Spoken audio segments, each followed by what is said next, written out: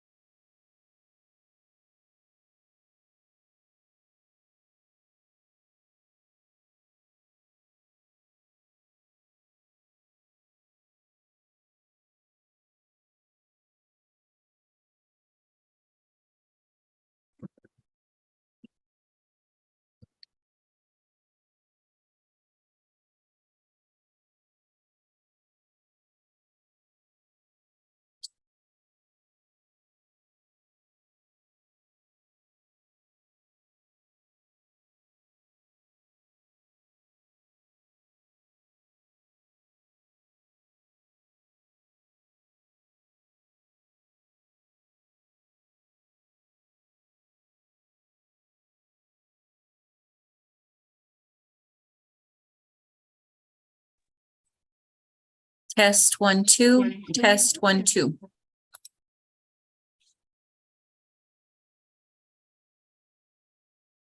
I can hear you. It's gotta do that. Yeah, it's not long. Oh,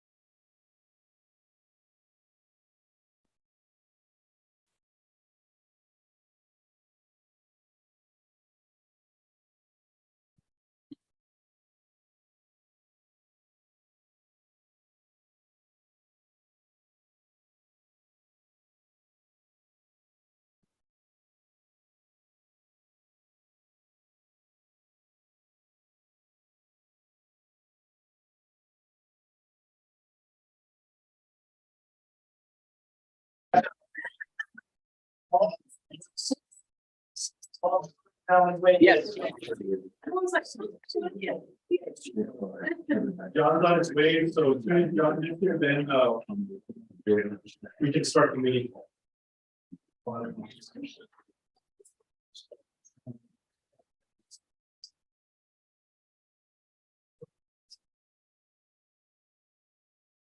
Oh, yes.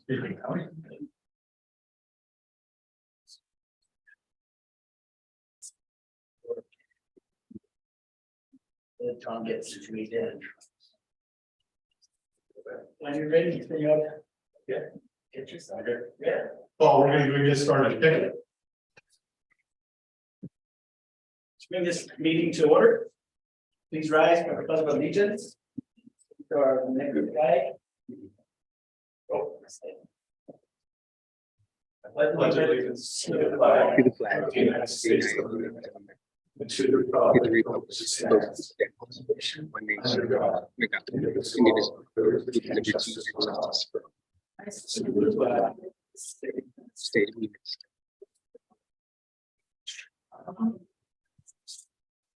Cleo Public School honors the historic homelands of Pueblo people and the shared contributions of the Pueblo and descendants of Spanish settlers to establish vibrant communities now and in the future. I will now call the roll for our meeting. Member Goulet, present. Member Espino, Present. Secretary Archibald, present. President Madrid. Present and remote. Right. So noted. Vice President Chavez is not in attendance at this meeting.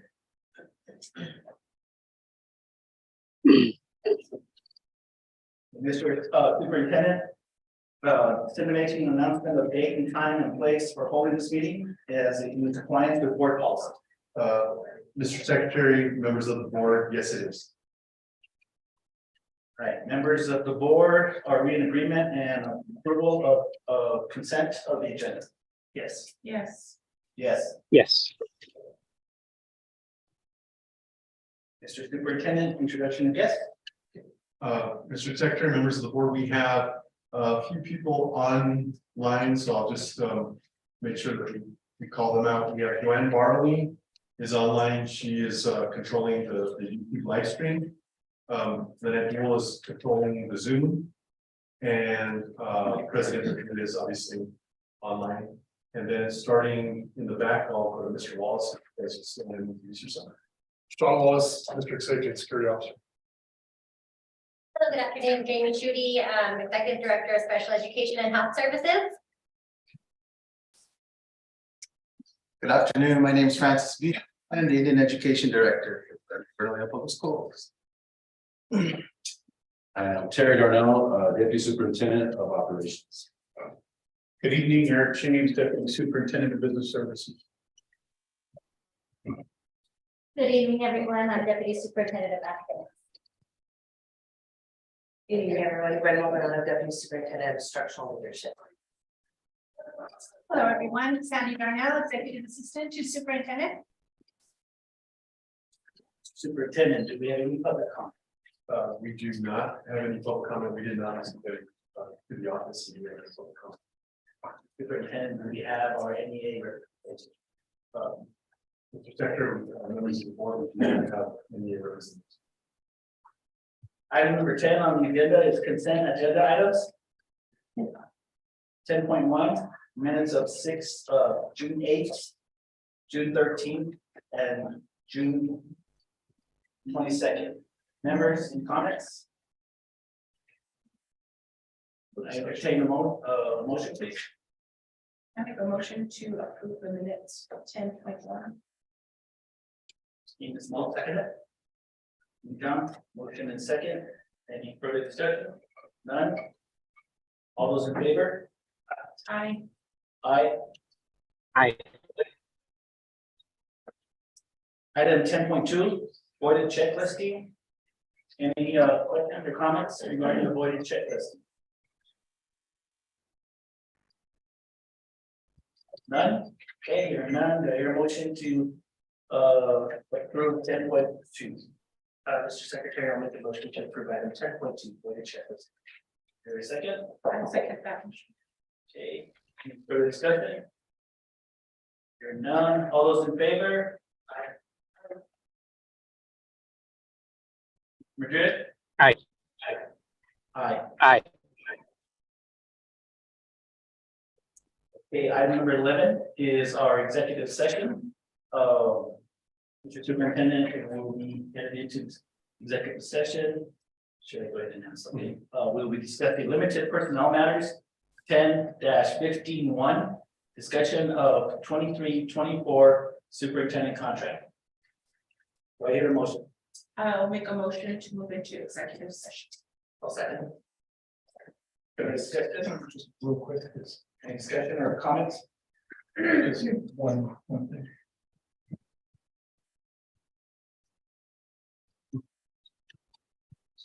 Okay, so it's the 23 through 25. Okay, we're gonna make a correction to the date. It's limited personnel matters, 10-15-1, discussion of 23-25 superintendent contract. There's been a first, there's been a second, any further discussion? All those in favor? Aye. Aye.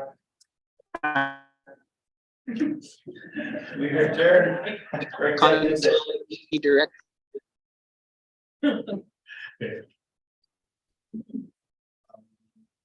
Ms. Bridget, call me. Yes, we will.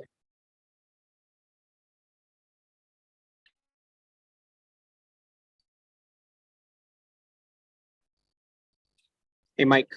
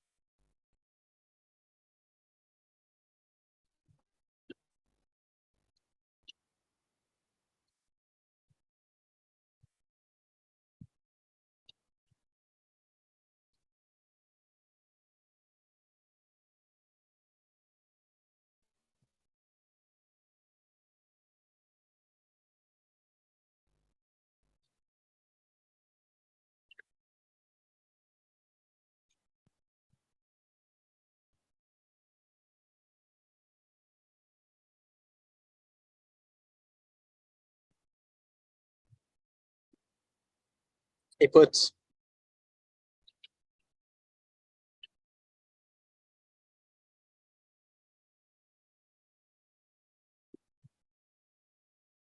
Hey, Sean.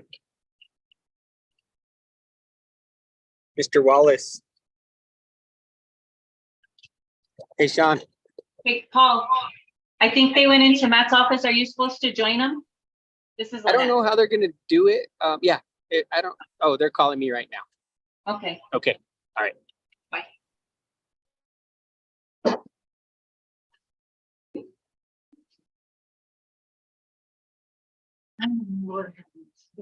What is this? What are they doing? Go ahead. He's talking to you. Can you hear me? He's off now. He's gone. Okay, so we can mute it on. Yes, yes.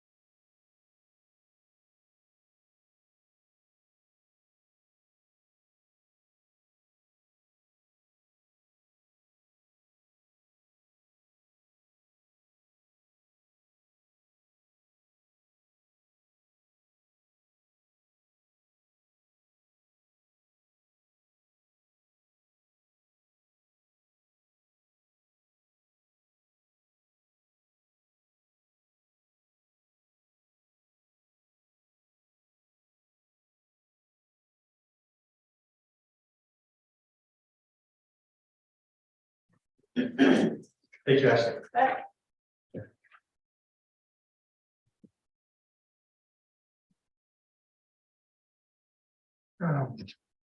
So for right now, Mike, can we pull us back out?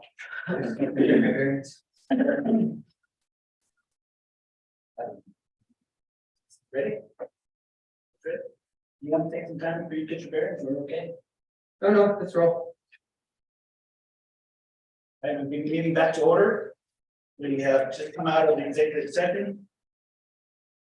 We only discussed limited personnel's 10-15-1.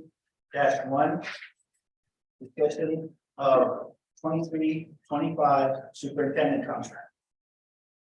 Official time is 6:01. Yes, Mr. Secretary, can you clarify that it's the 23 through 26? Contract change. Yeah. Okay, correction, it's the executive session that we spoke. About the limited personnel matters 10-15-1, discussion of 23-26 superintendent contract. Mr. Secretary, I make motion. I'd like to make a motion to increase the superintendent's contract for the 23 through 26 to include the 7% NMPED 22-23 requirement and 6% per NMPED 23-24 requirement. You have a second. I'd like to second that motion. We have a first and a second. Do we have anybody discussion on the matter? Hearing none. Do I need to include that separately, or is it okay that we're just including the 7? Either way, yeah. Okay. Let's finish this one. You're doing them both? Yeah, we'll finish this. Okay. All those in favor? Aye. I, I think in this particular case, we'll take a roll call. Member Sweeney. yes. Member Goulet. Yes. Secretary Archvick. Yes. President Madrid. Yes. Mr. Secretary, We have a motion that carries. if I may Mr. Goulet, you may. make a motion to include a retention stipend for the superintendent to accommodate for the 7% increase afforded to us in 22-23 that was provided. Motion on the floor. Your second. I'll second that motion. Second. Do we have any further discussion on the matter? Just for clarity to the folks here, Mr. Ryan? the retention amount is in lieu of the 7% that was not paid, but it was too early to adhere to a raise. So at this point in the game, we're making it whole. Thank you, Mr. Richard. All those in favor? I, Aye. Right. Roll call. Mr. Goulet. Yes. Ms. Sweeney. yes. Mr. Archvick. Yes. President Madrid. Yes.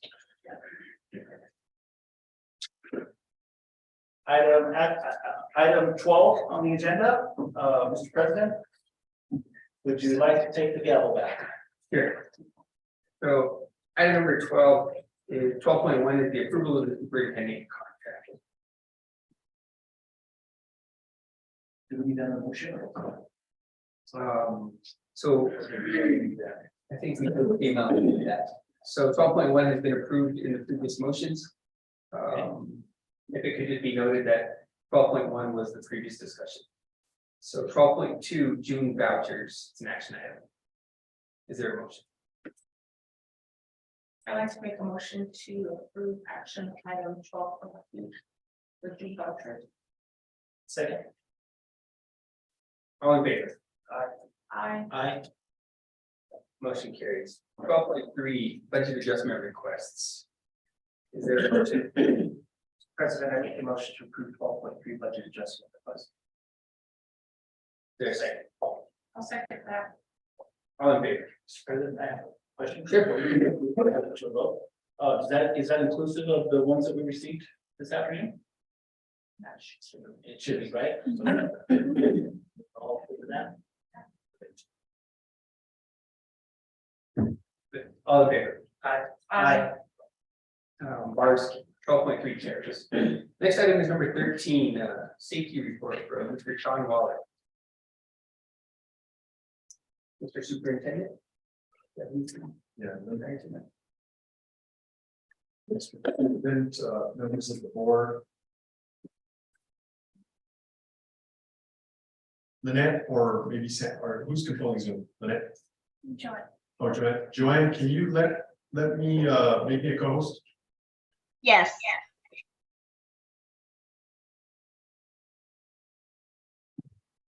Share the screen. Yeah, share the screen.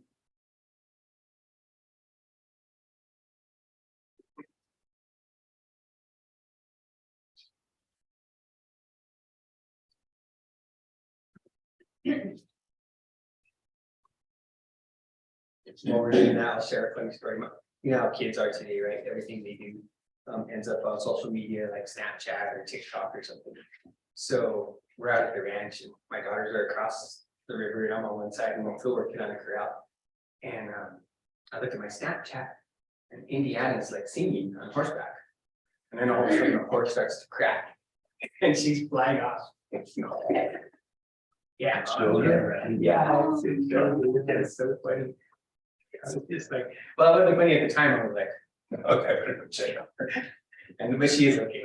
So, yeah, it was, so I told her, I said, you know, everything you do for all your likes and swipes and thumbs up and all that, I'm like, that was gonna kill it. Unintentional. I can start with that if you want. Go ahead and start it all. Mr. President, members of the board, thank you for the opportunity to come in front of you. I have a brief update on what we've accomplished over the summer. It really just picks up where we talked last time I was here. First, I'm going to talk about the projects, major projects that we've done. Phase 2 on laminate is now complete. If you remember, that was picking up on where we left off with phase 1, we've moved into phase 2. They just finished this week, so happy to report out on that. Our radio project, radios are going to be delivered actually tomorrow. So we'll be handing those out to teachers and staff whenever they arrive for their PD prior to school starting. Another piece that we're looking at is our fences. I know we've talked several times about fences throughout the year. We've got projects at Carroll right now and Algodones. Algodones was complete last or 2 weeks ago. Carroll was supposed to be complete tomorrow, and then we'll start with BES, BMS next week. And then obviously, once those are complete, we're gonna move on to our outlying schools where we have some, depending on the school, there's minor adjustments to major adjustments, but we do have plans for all the schools as far as fences are concerned. Training wise, we're moving ahead with training. That was one of the things that you guys were really adamant about. We've already started with our training this year. We started with our principals Tuesday, sorry. Had a great day training with the principals, active shooter update, and then actually doing a tabletop off of it. We are going to start with that with our staff. When they come back, they'll get the same update, same training. Like I said before, there'll be a training plan for the entire year. It'll include the drills that are expected by the state, but it'll also include the additional training that we have set up for them. Beyond that, I can go obviously into great detail for you guys, but I'm pretty comfortable with that. If you guys have any questions, I'm pretty answer. Instrument. One of the things that I know that everybody on the board has worked individually with some of our partners, Ms. Berlin and Ms. Chavez met with the sheriff. I think you've met with the sheriff. I think all of us have talked with different entities and so forth. Ensuring that we have some level of armed security or enhanced security at our outlying schools, we're taking care of it in Bernalillo. So we are now moving forward with you funded the ability for us to get SROs. We're calling them SROs. They're not going to be full SROs yet, just because we have to build into it.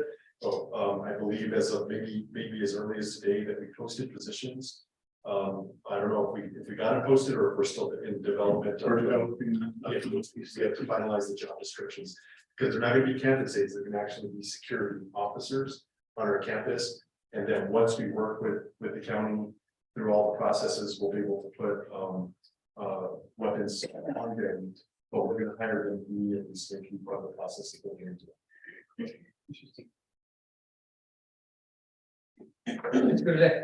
What's the status of our cameras?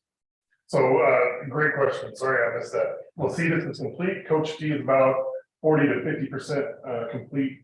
Once Coach T is completed, then we'll move on to Algodones to finish those 3 that are carryovers from the last year. And then moving forward, we'll systematically move on through. I met with Valcom today. They think they'll have all the cameras in by end of October, November. That's the plan, barring no major setbacks. This last week, we got bumped out at Coach T because they had an emergency situation at Rio Rancho. Things that are completely out of our control. But we are working hand in hand with Valcom to make sure that we get those systems in place as soon as possible. Ms. Fina or? Christina? No, there's good news to hear about things that are happening because we're moving into a few weeks after going back to the classrooms. Ms. Wallace, you mentioned, we scheduled on otherwise, do you have a date or when? So Conflict? they'll be after Coach T. We're hoping to get them the week before school starts, but I'm not sure if that's gonna happen. If they don't get into Algodones before school starts, they're in week swings and they'll work to get those in after school. Real quick question on monitoring, who actually monitors these cameras? Is it Velcron? No, so right now, the system is the principals and I are monitoring them. It's more passive monitoring than anything. I am looking at monitoring companies or trying to as we bring those over on, that being a duty that they, it's one of the duties. And on the 3-foot fence autonomous, was that replaced or do we have any plans for that? Those are the 2 entry gates that everybody can jump over. So those are still the same size. Where we put the larger fences is on the side, and then obviously keeping people away from being able to get back on the south side.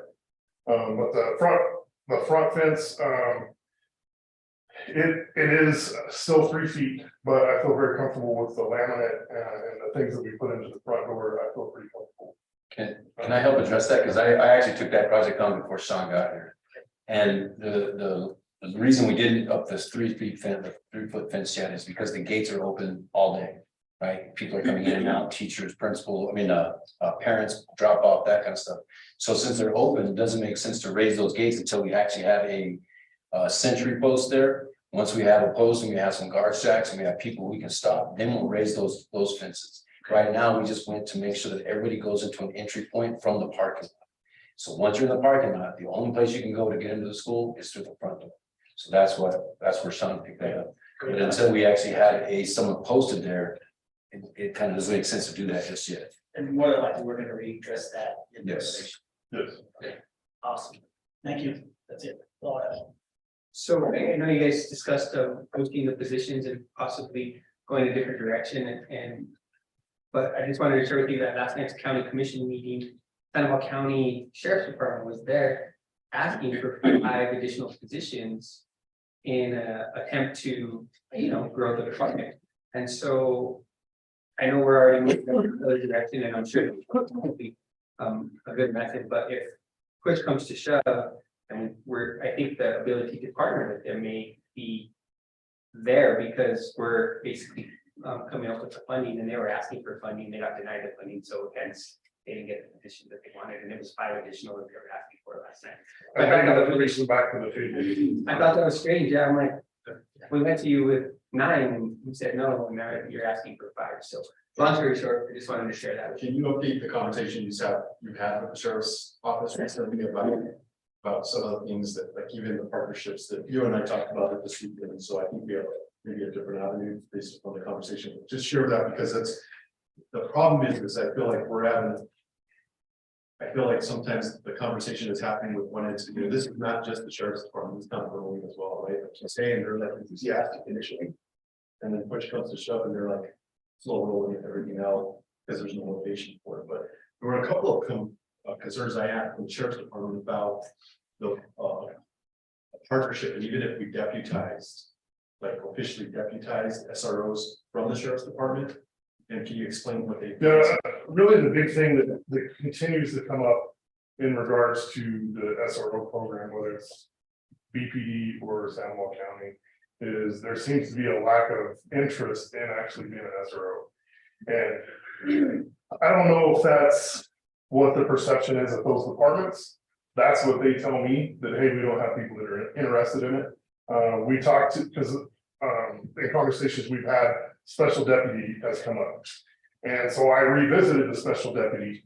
And what I was told was, is they were completely willing to have a special deputy commission for Bernalillo Public Schools employee. However, if we go that route, their job is not just going to be our security guard. They will expect that special deputy to handle any and all law enforcement situations that come up. So we won't be getting any other SRO assistance from them. That those employees would actually be expected to handle all those things. And I think including reports, evidence, all of those things. So the special deputy, to me, really, that becomes a situation where I just don't think we're gonna find folks that want to do that. Nor do I think that is something we want to tackle from a logistic infrastructure situation. The other thing that they've offered is they've offered to conduct qualifications for us, which that's really the least of our issues and concerns when it comes to trying to get this SRO school security officer program off there.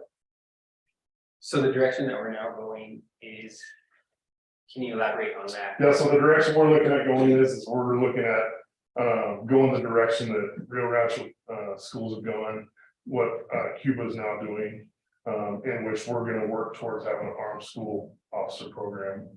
Hopefully, the goal is to have it by next year. There's a lot of things that we have to go through, even so much as get ATF clearance to actually possess and transfer firearms to our officers. So there's a lot of steps that we have to go through, some that I wasn't even aware of. But I'm working with the head of security at Rio Rancho to see how they do things, as well as the director there. Cool. One thing that we'll have to very likely come to the board for, and I have no idea what arms are gonna cost, but we'll actually have to, the district is gonna own the weapons. And then through ATF clearance, assign them to those armed security officers. So that'll be a future conversation that you guys will have to have as far as budgeting that, as well as we'll have to come up with some policies and procedures around that as well. So that leads me to, you said probably in a year.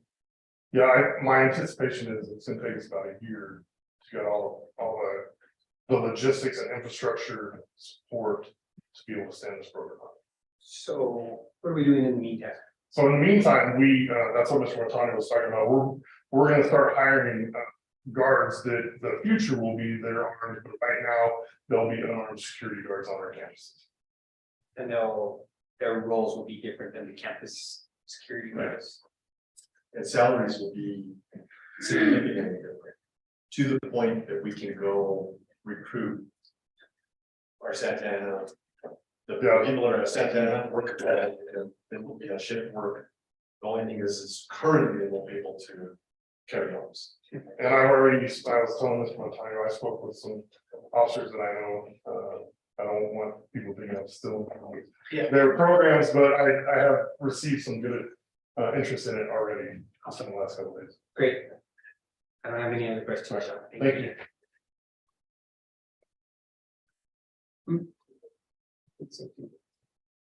Next item on the agenda is the leadership reports, Mr. Montano. Unshare that one. Thank you, Sean. Thank you, Sean. That was over 500 words. And go ahead and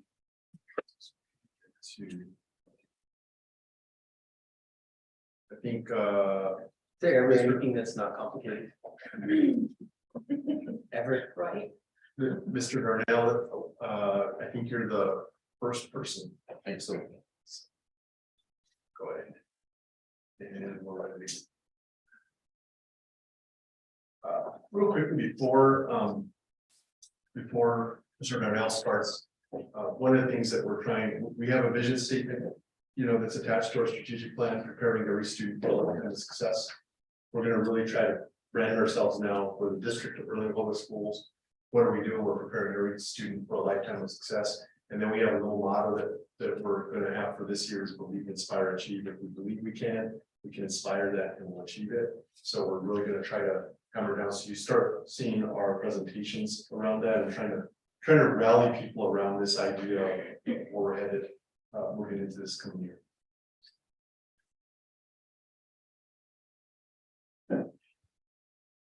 That's just the agenda, so. Oh, the agenda? Yeah. Okay, so we'll just jump past the agenda.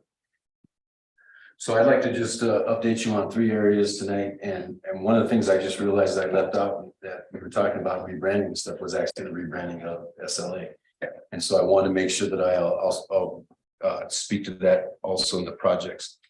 So BES and on our projects, we have BES and SLA, which is our Spartan Learning Academy. The roofing target completion date is going to be August 4th.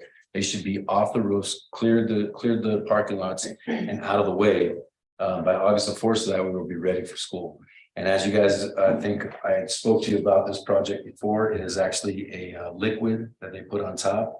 And so we've been up there a couple of times, me and Mr. Duran, Kevin, and it really looks good. And so we're going to continue with them in a program. I pitched to the superintendent and to Dr. James about a program that they will actually take care of our roofs for us. They will actually make sure that kind of like an extra insurance policy.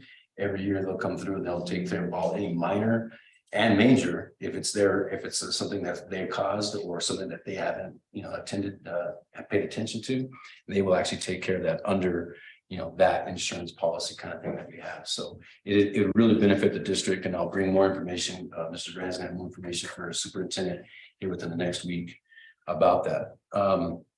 The BES gym HVAC is completed and inspected. And the reason I say inspect is because it's already been up and running, but they had to inspect the gas line. So it took us a while to get the gas line inspected. If you remember Coach T, right? You kind of live by whatever the state and inspectors kind of whatever their time frame is. So it took us about 2 weeks to actually get that inspected, and we finally got it inspected and everything's working now. The gym, if you walk in there for the first time in about 7 years, it's cool. There's an actual HVAC that works now. So it's really nice of their BES. So that's where we might want to start holding our meetings, because obviously this one's not going on. So the testing and balancing, that's kind of new that Mr. Duran, Kevin actually wanted to start doing at all of our school sites, and he's going to start with BES. And a lot of our school sites, when you go into the HVACs, they seem like they're not working very well or whatever. It's because a lot of it's the testing and balancing.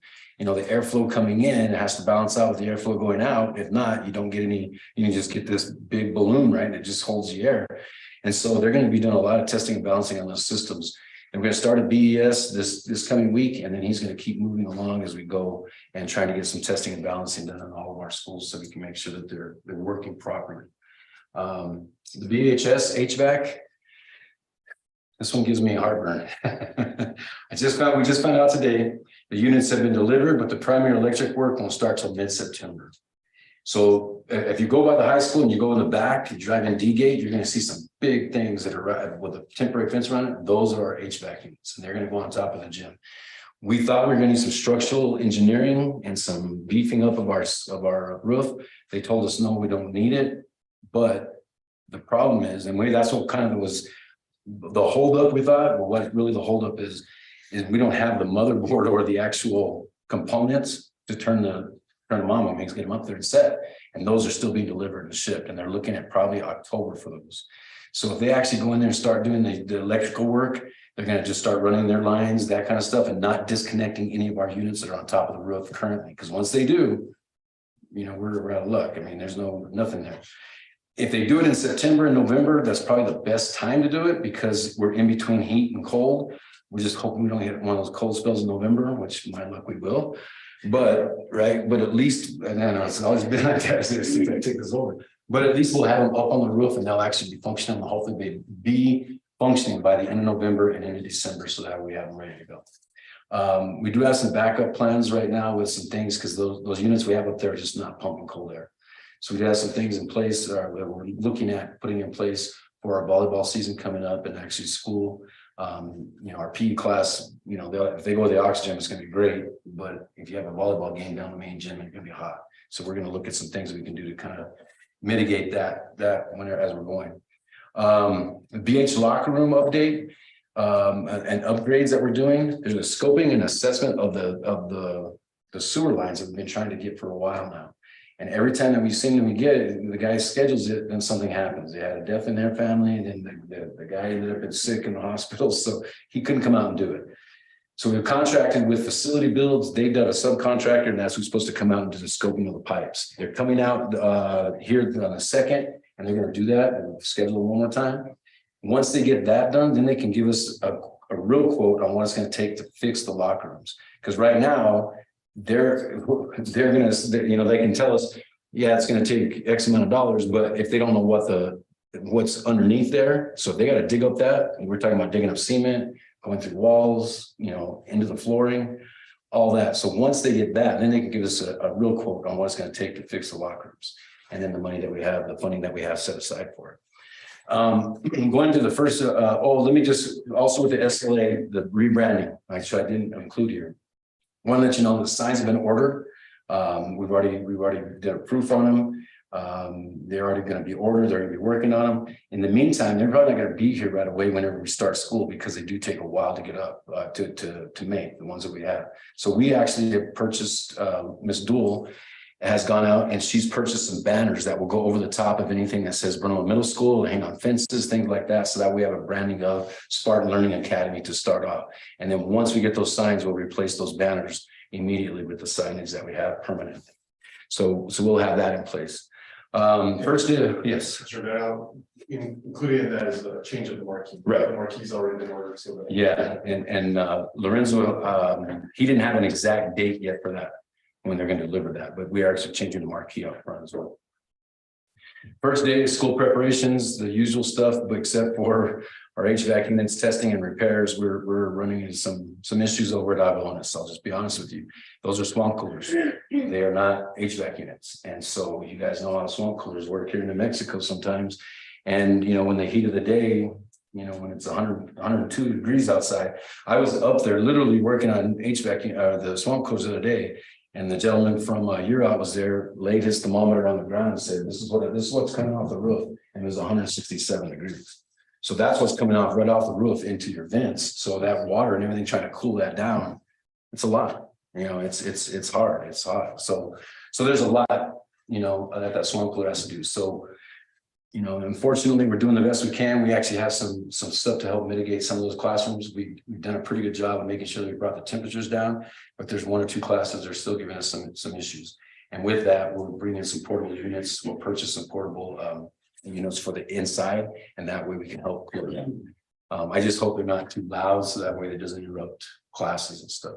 And then we're hoping and praying that, it kind of gets a little cooler here pretty soon.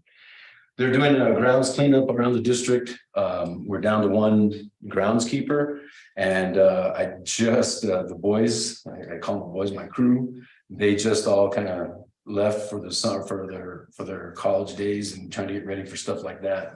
So we don't have those young kids anymore, but they did a pretty good job of cleaning up most of the areas.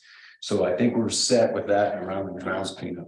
There's a few things that Nestor still needs to take care of, and we'll get those done before the school year starts.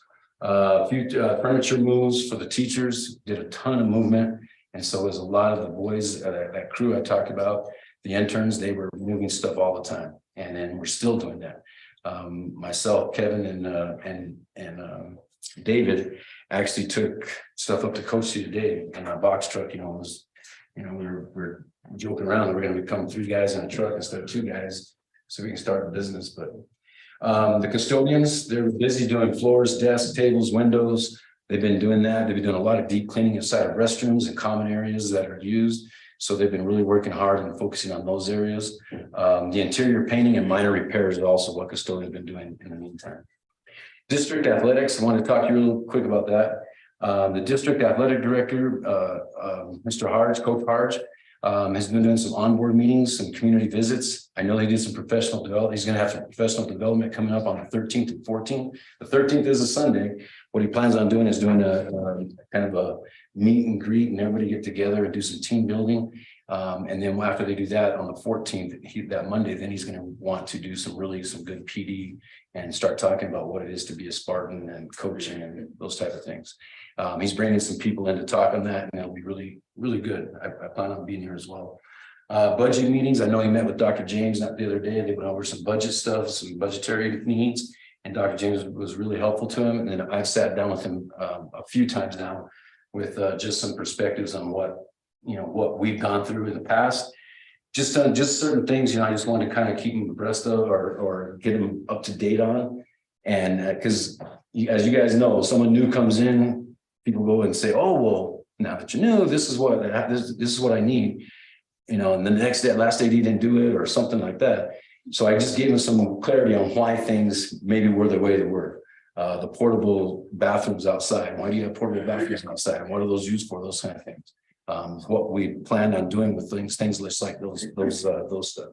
And then the last thing is me and him have talked in depth about the district as a whole and what we want to see with our youth athletics. Not just the high school, because everyone always thinks about high school when we talk about athletics, but it's the youth athletics and what we're going to be doing, K through 12 and how we're going to start building those programs. So real good conversation with Coach Harge, and I'm really excited that he's going to be, I think he'll do a good job with that. So any questions, I'll stand here for. So. Ms. Vina. Are we doing it now? Yeah, let's do it. Okay. I have a question. You Sure. mentioned custodians. I know earlier this summer we were short several custodians. Were we able to get people into those places? I know Algodones and Coach T, were we able to get people hired for those? For Coach T, they got some rock stars right now, especially Lawrence. I don't know the other gentleman's name just yet, and I met both of them. And the first day I got up there and saw them, they're awesome. And so I made sure to go and just tell them what a great job they were doing and just let them know. Oh, okay, cool. But yeah, the Coach T is, San Domingo has the same ones that they've had. I think you mentioned Aguilones. They have 2 part-time right now. They have a gentleman that comes in the morning and a gentleman that comes in the afternoon. And so, we do have our custodians, Carol is going to be in need of custodians right now. So all set. Pasita still has, yes. Mr. Archibald, you have any questions? Oh, along those lines, I just want to throw this out on groundskeeping, and so we have one groundskeeper. We do And at the current we time. entertained in the past a contract with a Yes. vendor and do that piece for us. Yeah, as a matter of fact, we just made contact with a local vendor, with a local company here in town. Mr. Duran did that on, I want to say it was on Tuesday on our way back from one of the places we were visiting. So he made contact with him and he's going to get him a scope of work that we can do. And then we'll meet with him and get him started. On the BHS locker rooms, is the sports medicine locker room included in that as well? 'Cause Not at this that's time. where we had major backup down there. It's not included except for the scoping of the actual drainage system, right? So it's included in that. But once that's complete, what we want to do is we want to focus on the locker rooms themselves and any flooring throughout the hallways. So that we can do that. And then I know that Julian Lucero has talked to Coach Harge about some stuff that he wants to see as far as more the modalities and stuff that he has in there that he needs to use. In the sports medicine. Right. Okay. And just one more thing, testing and balancing and is that included in the facilities maintenance plan? So that we have a regular. I have not seen that yet from Tony. Tony's putting that together for us right now from our facilities master plan. And that will be something that I will definitely bring up and I'm sure it's in there. Yeah, I'd like to see that before, so Yeah. we talk about testing and balancing. Right. Makes That sense. should be a reoccurring thing. Yeah, I'll definitely make a note of that. That's all I have. Mr. Kruger. Curious about how we're looking for bus drivers this year. I know that's been another struggle for us. Right, and it has been a struggle for us. I haven't heard too much from Chrissy of too many people leaving. I have no vacancies right now. Right, the problem is, I shouldn't say the problem, we're just worried about, if we get a huge influx of kids that want to come to SLA, then we're gonna have to talk about some hiring more bus drivers. So we're gonna wait and see what that looks like, but at that time, we'll figure it out. Because what'll happen is, you're gonna have schools that are starting at different times. And the drivers that usually drive it there, only in that area, are gonna have to bring kids down. So now, right, we're gonna have to hire some new ones, so that way they can take over and fill those areas up in those, the gaps or whatever. But we look okay from where we are. We could do better. We could always do better. One of the things that we haven't had, we don't have vacancies of like current day-to-day bus drivers. But at some point in the past, and I was actually in the district at the time, we used to have kind of standby bus drivers, right? And they were reporting work just like everybody every day to be able to pick up either activities or things like that, and that has gone away. And we have been wanting to recruit those. It's been really hard to recruit those people. Mr. Ray, may I? Yeah. In regards to the athletics and the athletic department and what's happening with that, what do we do with our coaches? Are they getting certified to drive their buses or No. teams or anything like that? So you actually have a state, law or state, I don't want to say law, but it's a mandate or whatever with. That PED has out that you, as a coach, you cannot drive the kids. You have to have an assistant with you or someone like that. So our coaches really aren't certified yet, and Christie has kind of stayed away from that. But it's something we talked about. We talked about actually trying to get Suburbans for our smaller groups, your tennis team, your golf team, things like that. So that way the coach could actually drive that. Because you can drive a Suburban as a coach with kids. You can't drive a bus. They said that your focus is still on the game and all that, and not on driving. So that's why you have to have an assistant coach. I would like it to stay that way, and I like the idea about Suburbans. Right. And if you have a bus driver in a bus, you have a coach in there, and you have two people supervising the bus, right? So that's the purpose behind that. Thank you, Mr. Ray. That's all I have. So the days of us driving ourselves in the buses are gone. Yeah. Yeah. Parents doesn't drive a bus no more. Coach drove us to El Paso when I was. And switched on I-25 probably. So what the COVID talked about all this air filtration systems, MERV 13 filters, I remember it burned into my brain. And so when we're doing all this HVAC stuff, is that like a thing of the past, or are we trying to upgrade that so that we're still at least up to snuff if something were to come again? You know, that's a very good question. I really haven't followed up with anything with COVID, of our HVACs.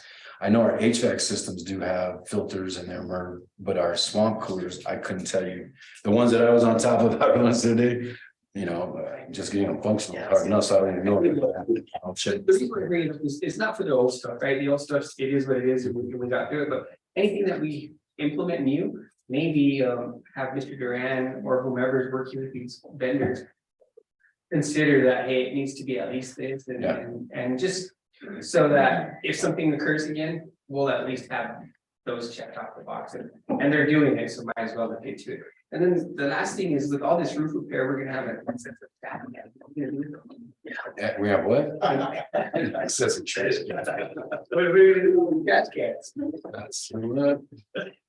That's a good one. That's true. So no, this is great. This is great stuff. One of the things that and we've talked about it amongst each other and in these meetings, we're no longer ignoring the elephant in the room. We're peeling back every layer, and here it is. It's where it's happening, and so I'm pretty stoked to see it all happening. And so thanks for And just to give you one more project, is we do have a quote for our food storage and warehouse. We do have a quote for the roof on that. It is in very bad shape. I think you guys saw when I gave you my presentation. You guys saw it look like a tornado. It is. Me and Matt and Dr. James looked at it pretty extensively the other day, and I showed them a view of it, and it's in bad shape. But we do have a quote for it. We're ready to actually do the work on it, so we can get that covered and then start, hopefully fixing that place up a little better too. Thank you. Mr. President, if I may, Mr. Darnell, would you just give a quick update, the fleet? Because one of the directions that the board had said is we got to upgrade our fleet, specifically the northern schools. They have some really old vehicles, so We have a plan, so if you could just. We do, so our plan is to buy a new fleet of, when we were talking about helping the schools don't have vehicles to get down here to get their supplies, or it's a lot of times it's us delivering stuff, and they could just come down in a vehicle and pick up 4 boxes, instead of us taking a box truck all the way up there, for whatever it may be. So with that, when we were talking, and I just mentioned to Mr. Montano, I think it'd be a great idea for us to change our fleet out and then give those trucks to the schools, so that way they have them. So with that, it gives us a blessing. We start looking at quotes and things like that. And through Mr. Wallace's connection, because he used to do that for APD, he actually, I was in his office when he was on the phone with the lady. And she found us 8 vehicles right now that we can actually take our own box off the back and replace onto the new vehicle and take that bed of that truck and put on our old vehicle. So we're not having to buy, or so that way it makes it easier for the school sites. And with that, we're looking at, he got the quote, we're somewhere around $500,000 for 8 of them. And then we're actually looking at purchasing a couple of vehicles with that as well. 1 for our department plus 2 for here at district office, because a lot of times what's happening is we're having to go get the Suburban from Chrissy, and you're, in the instance of Mr. Montano, he's going to coach to you in a Suburban. When you can do it in a car, it's gonna be a little more efficient on gas. We're not taking away from using it from the students, that kind of stuff. So we're looking at purchasing a couple of vehicles there as well. And we should have our second and third quote here pretty soon. I'm supposed to go meet with Don Chalmers. They actually want me to go over and look at some vehicles. So we're gonna do that next week whenever we get back, when I get back. No, we had to approach Tesla. Yeah. That'd be great if I had a charging station, I'll do it, but I don't want to charge one. See, I gotta get there to charge it, right? Oh, can you give a quick update on teacher wages? I mean, maybe Dr. James had that. Maybe. Okay, cool. He's actually been up there with the teachers. Yeah, great right now. Okay, ready? Evening, board president, members of the board, everybody. So before I start on teacher, just can I just say we do have funding for 2 little buses. Right. Yeah, so. Okay. Or 2 what? Little lessons. So. Yeah, little buses we talked about. So teacherage is moving along very well. If you have opportunity, we'd love to have you come tour them. There are several of them that are done. There's a couple with some work remaining to be done. We're very pleased with how they turned out. And tenants are moving back in. I think we only have 2 units right now that are just in final finishing stages. Other than that, I've walked through them. They look really nice. The biggest upgrade that everyone likes is the flooring. We put the nice vinyl flooring in everyone, and they're just, it's nice. I mean, it's something we can be proud of. And when you look at the before and the after pictures, it's remarkable. But it just is. Yeah, I'd love to share this with you, especially the shower inserts, what difference that makes, when they fix the plumbing, so it's a single fixture. I mean, little things, but big things. And then a few electrical upgrades that we did, some grounding and whatnot that wasn't up to snuff, so very happy about that. And all of it was reimbursed. We did it all within budget from what the state gave us as an allocation, and so we'll get every penny of that back to the district, so. And I'm sorry, I just want to honor Teresa Gardner, who was the one that took the lead on that and really made it happen, so. So then on those, will the rent be increased for those?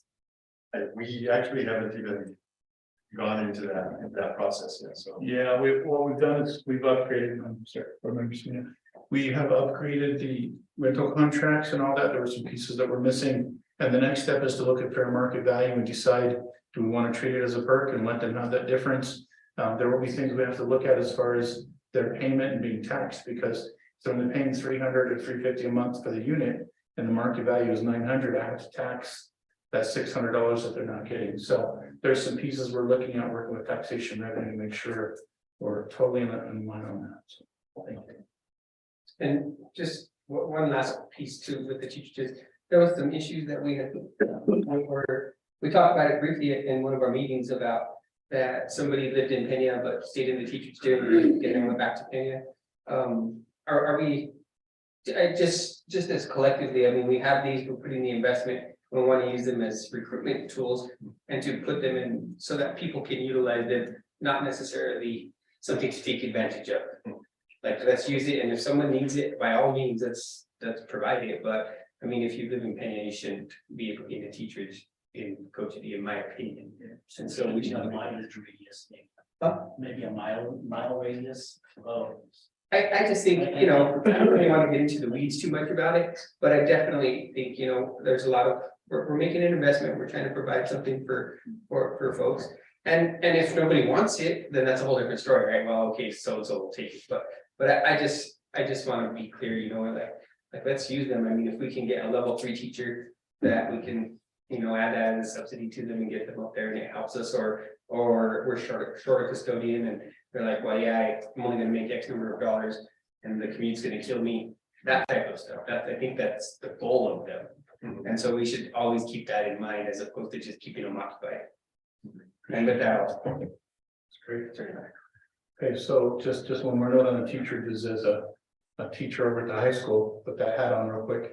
We're asking questions about that area north of the high school, since it has all those utilities and things. So we'll talk more about that, but we'd love to work with the construction team to say, let's start building the houses, and we'll talk to Superintendent Montano. But I talked to a person that was involved in that, and they said the only problem left was the septic tank.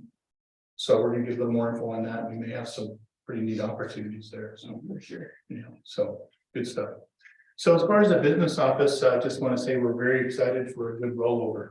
For us, a good fiscal year starts with a great rollover, and we were able to put things in place 3 weeks ahead of schedule so that we actually had requisitions starting entry for the school year back in June, around June 15th. So they had ample time to get in there and get requisitions, and so it was a very smooth rollover, even with July 4th coming right there at the start of the school year. So the big question is, what have we done for the schools? How do we make sure? I know that's the question on everyone's mind. So we really were given the opportunity, we're grateful for that from the other deputies, to be able to have a half a day with the school principals. And so in that meeting, the first thing I shared with them was all their purchase orders from last year. So they could go through and see, where did you spend your money? How did it contribute to your plan, and what strategies did you embrace? The second thing we gave them was the budget plan that they submitted back in February and March, that they vetted with their communities, where they planned, this is what we're gonna do, this is what worked, this is what didn't work, just to make sure it was in the forefront of their mind. And then the third thing we gave them was a copy of their actual budget report, which I've emailed that to all of you as well, so you have that. And so they could look and see, are the funds where we anticipated, what adjustments do we need to make? And then have them sit down and get any purchase orders that are gonna be recurring costs in right up front, so that there's no after the fact purchase orders. And then start working on their goals versus just, you know, how sometimes there's a tendency with leadership to respond as people ask for things versus the proactive effort of getting those requisitions in early. And so we shared with them also the planning process, and we felt really good about it. They went through, we were able to highlight all their funds, and we taught the principals a little bit more about how to understand the object codes and those types of boring things that are really exciting to us, but everybody else maybe not so much. But very excited for where that's at and where we're going. Every school had at least as much as they had last year. In many cases, they had more. And Title IV funding went down, but we had a little bit of extra from impact aid that, you know, superintendent was wanting to make sure that we equitably funded the school sites. So no one lost any funds. In fact, everyone gained some funds. There are a couple things we're waiting on. We have not received the AIR grant for Santo Domingo. And then we're also, we did get the community schools of 50,000 for Cochiti, but they're going to start spending that pretty soon. So some of those you'll see in the report create a little bit of an offset. As far as human resources, again, very excited. We feel like we have pretty good news.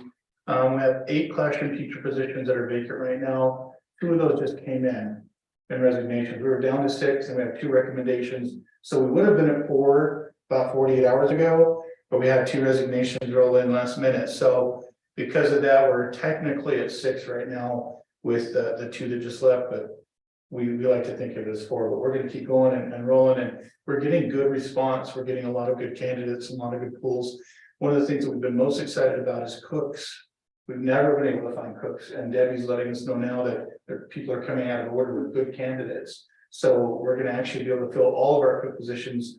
We received the last of the recommendations today, which we haven't been there in a long time to be able to get that many cooks. So overall, we feel like business office is in good shape, and we appreciate your support. Well, one thing that I'd like to share is we're getting more level 3 applicants than we originally got. And we put a posting, I guess it's in about 3 weeks. You guys probably all saw it on social media about just that 85,000.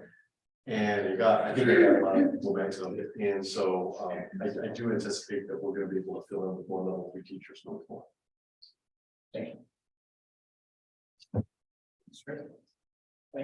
Yeah, you may. Just right up, more Mr.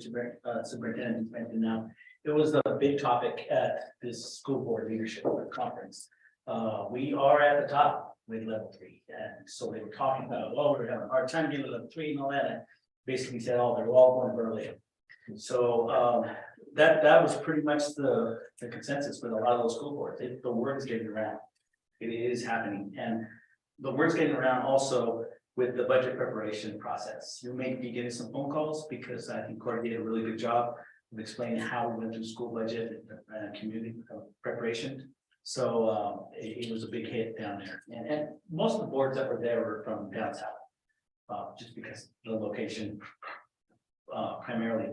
The only other thing I wanted to mention too is there's and this is just food for thought, and as we think about this, but NTIA grant just awarded 900 million to Native American populations and their communities in broadband and wireless. Another on top of 460 million from OBI and what's been coming down from the governor's office and from the office of budget at broadband access and expansion.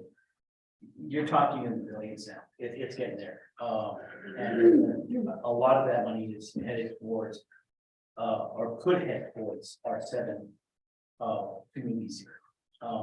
And I think that's something we need to keep an eye on as we move forward. So hopefully Lorenzo will have some more thoughts on that from the IT shop, because that is a big deal coming down the line. But kudos on those two, the level 3 and the budget prep.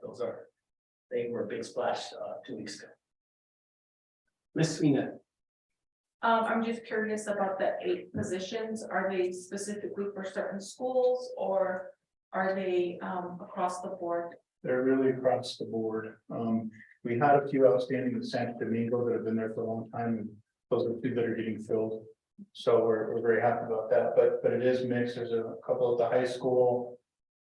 Just looking at it, Bernalillo Elementary has one. I've got a science teacher, Coach E, and then I have another math teacher at high school. So I would say most of the vacancies right now are probably the high school. Right now. Did I hear you said SD is fully staffed? They're starting with full staff. With the exception of a 2nd grade teacher. Okay, yeah, okay, that's okay, thank you. In regards to the teachers, I'm just curious, can you help me understand the management process? Like, who is that?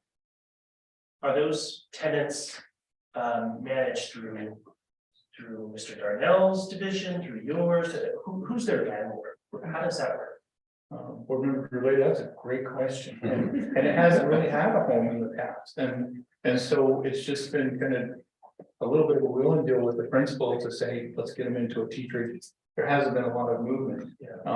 Since we've come in, the way that we're managing it is all work requests will go to maintenance. The monthly inspections will go to maintenance, just a walkthrough. We're handling, working with Molly. The philosophy was to make sure that we're really supporting those northern areas more than anything else. So we're working with her, and we developed a rubric of who gets points for how they get in and the need and all those pieces. And then as far as the management of the actual contract and all that, that goes to our office. Payroll deducts, all that, we're managing those. I guess I just feel like part of the reason that those homes deteriorated to the degree that they did was there was no Coach Lee historically doesn't keep a principal longer than 2 years, and if it's the principal that's watching it, then I think it just kind of fell through the cracks as time went on. So I was curious about that. Thank you.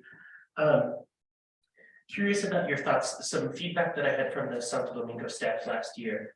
There was they felt a disconnect when we would share with them that they were one of the highest funded campuses in the district.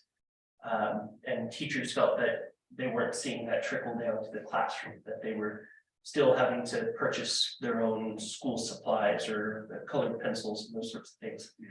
And what I found was, I'd ask a teacher, well, walk me through your process. So when you need crayons in the classroom, where does that go to? Who's the person that receives that? And what I found was, then I would go talk to Sylvia and Sylvia would say, well, I never got that order request. That never came to you. And I talked to Amy and Amy would say, well, I never got it from Sylvia. And then there were times where it had made it that far up the food chain and they'd say, well, I don't know, I put it in the system, but I haven't seen it come back. And what it seemed to me was that there was just a lack of a mechanism for the teachers to be able to see, okay, I've sent my request for this to X person. And I see that it's now in the system and is in process. Or that it gets just hung up somewhere, right? Somebody just needs to click a box and that happens, but the teacher doesn't know who to go to.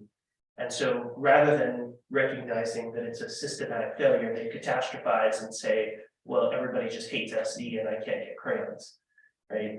And so I think if we streamlined that process to show that, no, it's not that everybody hates SD and we're trying to withhold your crayons. It's that, one person is doing 36 things at one time and forgot to check the box on your life-saving crayons. So do you anticipate some improved process that we can provide kind of two-way accountability for that? Yes, and I jump in on that one real quick. I know you're gonna talk about it. Yeah. I actually think you and I may have spoken about this a little bit. And I just came to the realization probably in May that there could be a personnel performance issue that is part of that issue. As I learned is some of the questions that are coming up have been coming up for 20 years. Same, like basic questions, right?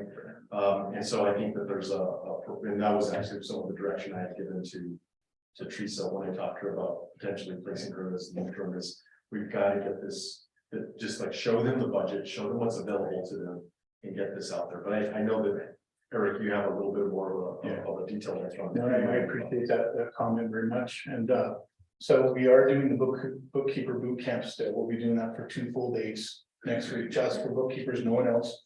And but we have not just started this. These procedures have been in place for a long time. But as far as the mechanism, just to be brief, we have the teachers create a shopping cart. Go to Midway, Amazon, we don't care wherever you want to go. We have lots of vendors set up, build a shopping cart, send it to the bookkeeper, they get the signature from the principal, and they enter it, it's done. So that I have the same, I don't know if it's heartburn or heartbroken when I talk to teachers and they're telling me they spent that money and I'm seeing that you returned, 40, 50,000 supply money that there was no reason for them to have to do that. So we think by addressing those two. The impression that I gather is that there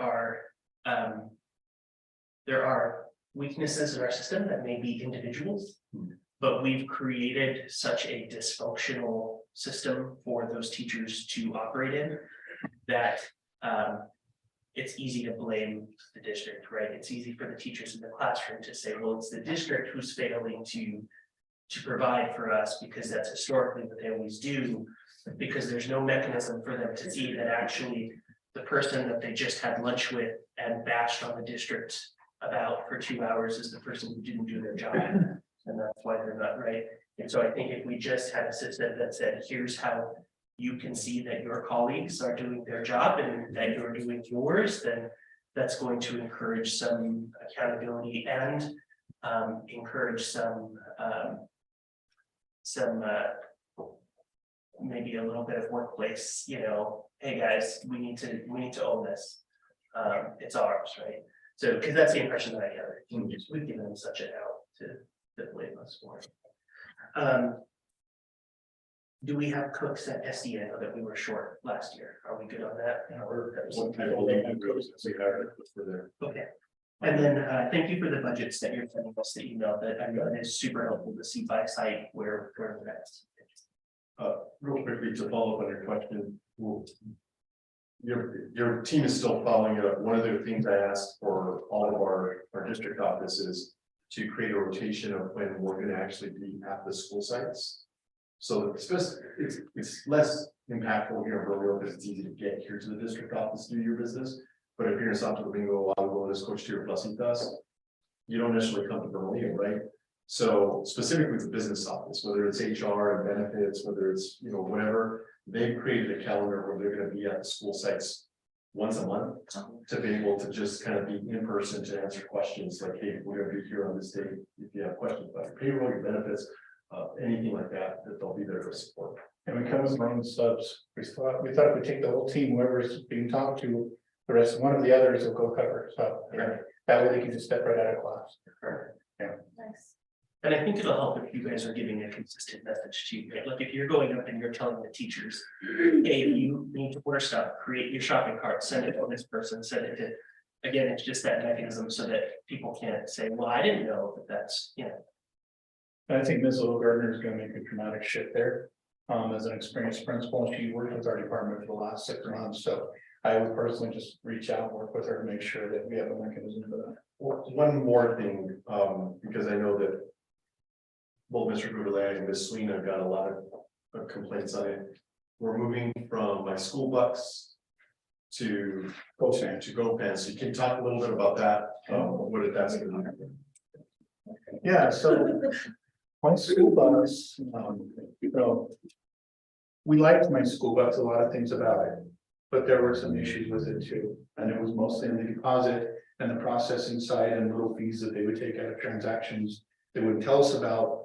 So anyway, long story short, we found extremely high functionality with GoFan. Because GoFan will let you, if you want to buy a pickle, you buy a ticket for a pickle. And it gets redeemed and you're done. You're not having to worry about where did that come in, what email was it on? It's direct exchange. And so if they have the ticket, they click it and it's done. And so GoFan is set now for fundraisers for concession stands, pickles, all those kinds of things. Each school has complete control over it. Whereas before they'd have to call our office and we set up the product and try and get it lined out the way they wanted, which was a step forward, but it wasn't the step we needed.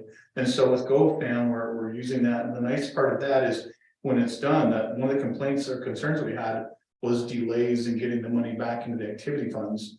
Because GoFan, if the deposit didn't match perfectly, it delayed everything. We had to go back and reconcile and figure out where the small fees and stuff were being put in. But with GoFan, they're sending a check directly each week for every fundraiser. So when we get those, they deposit directly into those accounts. We ledger it on the account, they can see it. So we anticipate it will make turnaround time about a week after we receive the check. They'll see the funds. We are piloting. I'm not saying this is perfect and everything's figured out. We feel like it's got all the elements of success and it works so well with athletics. We looked at our gates. We didn't see much of a difference. This year from last year, we were worried about knowing we have a big drop off. We didn't see it. So, and with the prom and some of those, it worked extremely well. So we're just now finalizing that, so. Yeah, I do know that the problem up north, Coach T was just being able the internet and getting it inside the gym. And so I hope that that's something Lorenzo is able to mitigate and making sure that the access to internet is available there to be able to run that. And I know every time I've gone, they're like, but it's not working, you know, or people have to go outside to. Is that within the last few months? No, that was like last school year. Okay. So I'm not sure how the internet is. So Mr. Barraza went and they made sure there was a hotspot or a hub, whatever you want to call it, there in the gym. And they also opened up the BPS guest access so anyone can access it. And so, but now I'd love to know, does it work, Yeah. you know, for the community? And that's what we're working. You know what I didn't think about, because we're trying to do something on top of that, is Lorenzo has been working with getting Starlink to households, but maybe we can use one of the Starlink satellites there at the gym specifically, Yeah, just to make sure that that area has availability. What we saw when Cochiti was closed down for the gas leak, we were able to put a Starlink there at the Peña Blanca Community Center, and it really allowed them to have high-speed internet immediately. We actually reached out to this county to see if we could just do it permanently so that our kids can have, knowing that our kids can have access to that. The director, I think you know the director over there, is really enthusiastic, but the county's kind of like saying, no, we're gonna investigate more. And we're actually saying, let us put that there. You guys investigate, we'll provide a service that helps our kids. But maybe that's one of the resources. Just pushing back at the county? It's the guy that's in charge of the director of that, of the community center services. I don't know the name because Lorenzo's the one that told me. So Well, I'll get the name of it, I'll let you know. we can resolve that pretty quickly. And you went directly to Starlink? What's Did that? You went directly to Starlink to do that? Through the public ed department. One, just to address them, so Santo Domingo, every home in government will have. They have it, they currently have it, they built that, yeah, so every home in SD now has high-speed internet. So I think that is, I will tell you that when we were doing registration at the bingo that we had a number of, I mean, every family that we had go through there said that they were using HughesNet. Or that they still didn't have access. And it was like really meaningful for them because we walked them through it. And then we actually got names, actually Lorenzo filled out some of the Starlink with those names because we were identifying them as having high-speed internet because it's accessible. But I don't know if it's kind of like what you were saying that now if they're having to pay for it, they're not wanting to do for it. I don't know. Yeah, I don't know, we're not paying for it, we can get, but we're gonna have to start looking at some. Yeah. The funding is gone. so with that being said, I'll follow up with the county to see what the issue is and see where they're all at, and then I'll report that back to you guys, because that's what I was told that last night. It was reported at the commission that they all had it, and so it was kind of an exciting turn of events, right? Like I was, wow, I didn't realize that was happening. So that being said, the HR onboarding that's going to be coming up, all these folks that are going to be coming in, you know, every year we get a little bit of hiccups and we get bumps in the road and people are upset about this and that. So if there's anything that we can do to help you guys to prepare for that, like a temp service or whatever you need. And it sounds like we're kind of staffed up, so we're not going to have too big of a rush. So, but if there's anything we can help with, the other thing I wanted to say is I think I always like to pull this saying that I heard from Matthew here, was that culture eats strategy, you know, for breakfast. And the SD situation, that's a culture, right? And so you come up with all these plans and strategies and the culture is just devouring it. So we could change that over there, and like we're changing it everywhere. I think that's the key, right? I think Mr. Darnell will attest to that. It's all about building the culture and getting things done. So with that, I mean, if we can change that mindset and have that leadership, and interestingly enough, I think Ms. Gardner might be able to just pull that one off a little bit, you know. I'm really thinking, but what else do I have on here? This HR onboarding, and then the business processes, right? That goes back to the whole culture thing, right? If everyone knows this is how the process works, and we keep that process continuous and maybe improve on it, but not every other year changing it, like, oh, we're gonna do this year, we're gonna do this year. Then nobody ever knows what's happening. So I really like that's the philosophy that you guys are bringing to the table, and it makes it smoother, and heck, if I can learn it, then most of us should be able to learn it, no problem. So anyhow, with that, thank you so much. Thank you. Next. Good evening, presidents of the board and members of the board and everyone here for the evening. So our academics, we've been really busy, everyone, I think in all departments, really working hard on getting ready for the beginning of the school year. Our focus for the strategic goals, instruction and curriculum. So our big bang for our buck for this summer of professional development has been the lesson alignment that we have been working with subcontractors from Loom and providing that leadership. We've been getting our lead teachers. We have about 40, I think 47 lead teachers and assistant principals and principals that have gone through the actual lesson alignment training. There was a 3-day training. Superintendent Montano, myself, and some of our other directors went through that same process where they're really looking at lesson alignment, but they're also looking at the success criteria of really aligning those lessons to an exemplar and really getting, so in a professional learning community, they're really looking at the exemplar process, like breaking down those standards, looking at the objective, making sure we're matching it, that's matching, and that the expectations are still here. And then we're coming up with an exemplar exit ticket to be able to assess those students daily and how that's going to look across grade levels, so each grade level. So we went through a 3-day PD process in June, and now moving forward, so that was our first professional development, number 1. We're going to do our lesson alignment preparation training where our presenter is going to come down. He's doing a lesson alignment training preparation, all the same lead teachers that are in the PD, same principals, and then I'm going to have all the directors also come in. They'll be going over how to prepare to roll out this PD into their staff at the beginning of the year. So that's why August 7th, 8th, and 9th, we have that scheduled for professional development. That's lesson alignment. So every lead teacher at each school site plus principals will be rolling out the same PD at the same time at each school site, and it'll be aligned across the district. So it's a lot of work, a lot of work. Yes, pacing lights, yeah, assessment, formative assessment last year, state assessments were aligned across the district. Pacing guides we had created last year, we are tweaking those right now. We have 2 committees, which a lot of the lead teachers, again, are part of that backwards planning. We just had on the 24th and 25th, Mr. Goodlaw and Jennifer Trujillo and Maria Miller have kind of coordinated that and led that to look at aligning those unit assessments, kindergarten to 12th grade in each department. So we have been working the last 2 days. A couple of them, Dr. James, I haven't got to yet. We'll be sending a couple of cards for a couple of our teachers who are really doing like the finance literacy, algebra 1, not just algebra 1, but financial literacy, pre-cal and calculus. So we'll be looking at backwards planning those unit assessments across each department. So lots of work this summer. So our next rollout will be on the 7th, 8th, and 9th. We more than welcome, please come to that training, see the work we're doing.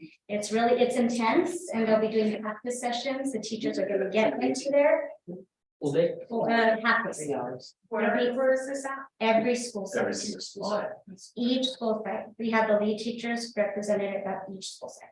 I'm sorry. August 7th, 8th, and 9th. And so that'll be in the morning times. Then in the afternoon, they're gonna have time, teachers are gonna have time to get into their professional learning communities and go ahead and start applying that instructional lesson planning that they're learning from the morning and apply it to getting their instructional materials out, getting their assessments out, unit assessments, pacing guides, and start planning some instruction for the beginning of the year. So that's exciting. The next thing I wanted to talk about was the supplemental instruction program. Again, Mr. Goodlaw and his team are kind of working on a proposal for a student internship pathway, where we're going to be creating peer tutors for our students, older students, working with younger students, and not just for remedial or struggling readers or anything like that. It's actually on grade level coursework. They'll be looking at helping assist teachers, supporting teachers, meeting a lead teacher, planning for the week, 2 to 3 sessions per week, paying them $14 to $16 per hour. And so that's still in progress. They're working on the proposal. They got that out to cabinet.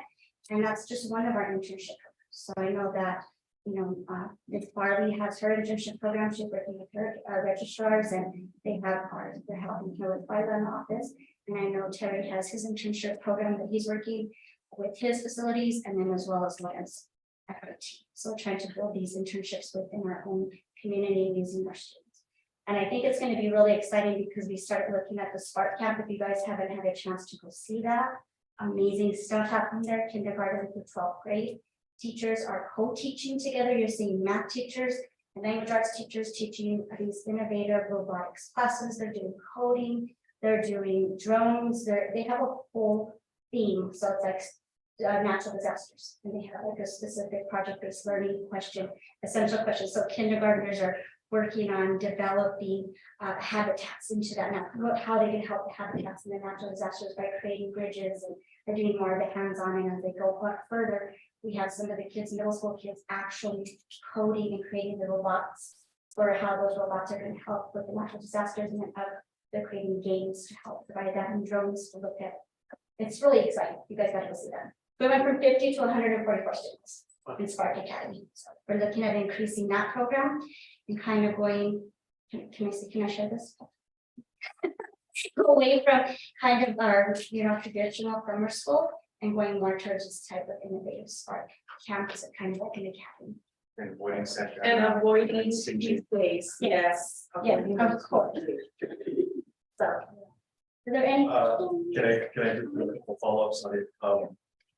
So on the internship process, this is really to align with whether it's tutoring or whether it's even project-based learning that's tied to our career technical education programs. And it's not just for high school students, it's also for our middle school students to start activating that process. So getting them involved in it. We anticipate probably being able to launch sometime in October based upon the way the planning is occurring. But starting that process for kids to have multiple opportunities. I think what we've seen with our interns this year or this summer is they're flourishing our IT interns are flourishing, our data interns are flourishing. And they're representing all of our communities, and so we figured out that we know we can get them there.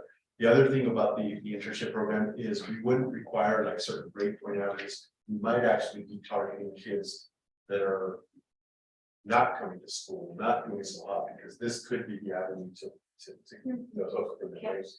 So we're looking at different ways as opposed to just looking at your traditional ways of getting your highest GPAs and so on.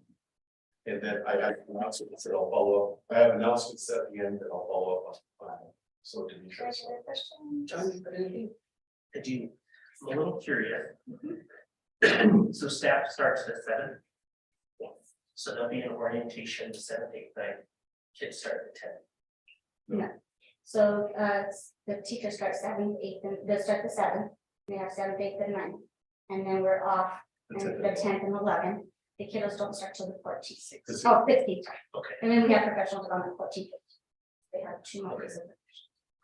Okay. On I Saturday. just want to make sure, I know we have like a fair number of new teachers starting at SD. I want to make sure that they're not going to come in, be in PD, and then kids start, and they haven't had a chance to set up their classrooms or to. So- review material. Well, they have, Part of the design is. Each of the reason why we're doing half days is the professional development is designed for half days. But then the other part of it is giving them time in the classroom to set up, and actually the 14th and 15th is completely site-based. yes, And the principals have been asked to make sure they're giving them time. They're gonna have to go through policies and procedures and kind of principles, but teachers will get back into the classroom. So there's plenty of time built into this they calendar do. to give them every tool that they need, but also give them time to set up their classrooms. I think that each of those days, we're looking at some of the proposed agendas for those days that principals already sent out. Is like they're getting, yeah, they're having like some team building, then they have like an hour for them to run their classrooms on each day of the 7th, 8th, and 9th. Then they have the 14th and 15th and the orientation. Mr. Goulet, real quickly, Demetra, you did something, actually, we didn't even put it on this slide, but you did something and I think we're at the point that these are gonna be delivered next week. Could you just tell the board about it? Because I Sure. think it's the board that gave us the budget to do it, so I think it's something that we should celebrate for them, you know, Is it the academic nutrition? it would be, The supply. Supplies. Oh, I was like, okay, which one? My mind's going over all over the place. Yes, so we're working on getting all the students' supplies and materials, all their basic supplies that went up on the website, I believe yesterday or the day before. All the basic supplies, kindergarten through 12th grade. So that's not including backpacks, but all basics, you know, markers, crayons, crayons, all that stuff. So we're paying for that piece. So the only thing if teachers ask for any wish list items is what we're calling them, which include the backpacks and anything like dry erase markers is what I'm thinking. That might be it. So, and they're not, they don't have to, but they're, if they like to, put that, now we'll look into some other that's notebooks, pencils. everything. Scissors. You guys will probably saw that in the notifications and Facebook postings. It's on the website, so you can see. for each of us. I'm gonna say again, we would love to see what we can do as far as community foundation is involved, we can get involved in that too as well, so, yeah. Yeah, because we're thinking like we didn't purchase calculators, like certain calculators for the high school, middle school, you know, we might look there's, and then I know we have some other people donating. I want to just shout out Randy from our bus driver, every year donates himself $5,000 to one of the school sales. Plus $100 voucher for each teacher, so he's doing that again, because he, Castells already told me he's working on that, so we'll just have to figure out a way which school gets it. The foundation has about 5. Randy, Mr. Randy, I think he's listening, The big unit, Randy Johnson. Randy Johnson, Bus driver. Randy Johnson, not a picture, he always tells me, but It's amazing. he's an awesome. Amazing. The foundation right now has about 5 businesses that we might be willing to do that right now, so. I want to meet Randy. Yeah. Yeah. He decorates his Oh, really? bus in So he's a. every holiday, Yeah. yes. Yeah, Bus driver. yeah, That's from somewhere else. Yeah, he does, he do does. explanations throughout the year, all year, Mhm. for several different things. The coat drive that we have, he collects for that. He does toys for tots, things for us in our district, and he does Donations. the supplies. Mhm, he does. So I'm just checking out there. That's all I have. I'm curious about the students for the Spark. I know it was opened up to not just district students, but other students. How many are actual BPS district students? That's a good question. We're looking at the counts and we also wanted to look at like how many Native American students and all. We have more than 50% of our Native Americans. I don't know how many are outside of our district, but we do have some kiddos, because I went into every classroom yesterday. And we do have some kiddos that are homeschooled that are coming in. We're using it as a type for recruitment. I mean, they're excited and we have Nina's doing a good job of calling the parents if they didn't come in, calling them and say, hey, you registered. And coming back to us, coming to school. So I think it's a good recruitment happening, so. But we'll find out the numbers, but we do have some from others from the Rancho, Albuquerque at homeschool. Start with. Okay. I can go around all my notes here, real quick. Curriculum instruction and how we measure that every year. In particular, you're gonna hear this from me time and time again, right? Career technical education. Are we evaluating, what is that? Are we evaluating the current curriculum that's in place now and how we can enhance it? Yes. And that'd be great. That's all I really need to hear, is that we're looking at that piece right now, right? Actually already reviewed that and added some pieces that are going to enhance and enrich that program using Be Able the World of Work. We're using Project Lead the Way. And the other one was just STEM in general. They're creating fab labs or STEM labs in each school Computer science. and computer science. No, I love the way we're heading in that direction. I keep hearing the name Matt Goodlaw, and I've worked with Matt in the past, so he knows that evaluation and skills building, how are we evaluating these skills?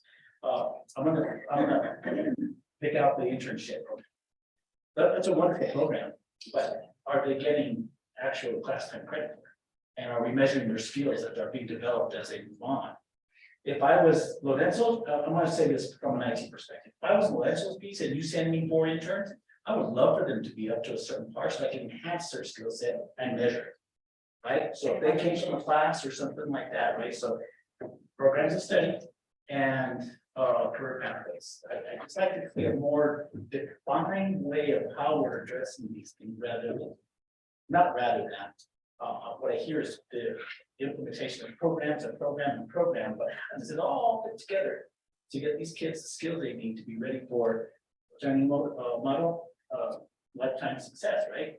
Lifestyle success. So I just use the IT because I'm close to that, but the career technical education for the longest time, those skill sets, really, I don't think have gone measuring. We have not been able to bring that to say and create that profile of that student that says you've earned these skill sets, which runs right in hand with a portrait of graduate. Right, so what we're using is we actually have the standards, the district standards, and we also have our career, we have the advisor teams that are coming in to actually help us. There's also matrices that I know Matt's part of the Puerto Rico budget, helping us create those matrices along the way that we're going to be able to evaluate those programs. How are they doing, getting feedback from the teachers, doing the look for when we do the coaching, instructional coaching, and that instructional piece as we're moving forward. And so those are all the pieces that we're going to be using to evaluate. So our internships, are they being used right now as perks? Is, hey, you're gonna get paid for them, or are we saying this is actually a 0.5 credit? Or can be? I don't think any of your kids got credit for ONIM. I don't believe that the data kids got credit for because we didn't build into them, but the IT kids are getting credit. The goal is that all of the interns will start getting credit. Obviously, middle school kids not, right? But the high school kids will start getting credit for any of the internships. And actually, I think when you identified a couple of course codes that we can use for different types of credit. As we keep working with more industry partners, they're gonna keep coming to say, hey, I want one or two of your interns. I can do internships, I can pay for them. And they're gonna see if they can get it down to standard or NTEP or wherever we start building that relationship, right? Well, I'm gonna want to have pick a litter. What kind of skill sets do they bring to the table? We don't want to get tied up into the old unpaid internship, say, here's a job just to have a job. go file some things for me over here in your office, and there's not really a whole lot you can do. I just for future thinking, those are my thoughts, that's all. Yeah, thanks, thank you. Is there anything that we could do to moving forward as we're starting the school year? Is there anything that you need, or are we, all of the resources that you're tapping into, are they gonna all be here for our folks? No, the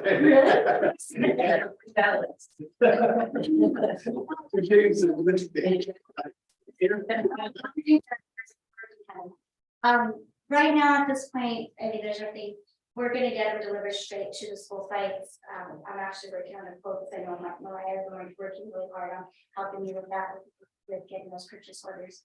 And so she'll be ready to run on Monday. We'll get these ordered. We got about 3 days for Amazon. It's in the cheapest. So, yes, we went to different places, Amazon. So they're actually gonna deliver straight to us. So the curriculum and all that stuff's coming right here. Curriculum, consumables are all here.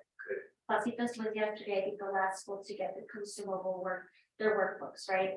And then the additional books that we needed to probably do like combo classes that we needed in Pasitas just because of the different reorg that we had in 6th grade. We had to purchase a little bit here and there. Those have been ordered, so those are just gonna be coming in, but they have online resources to start with, not like they're starting with them. Yeah.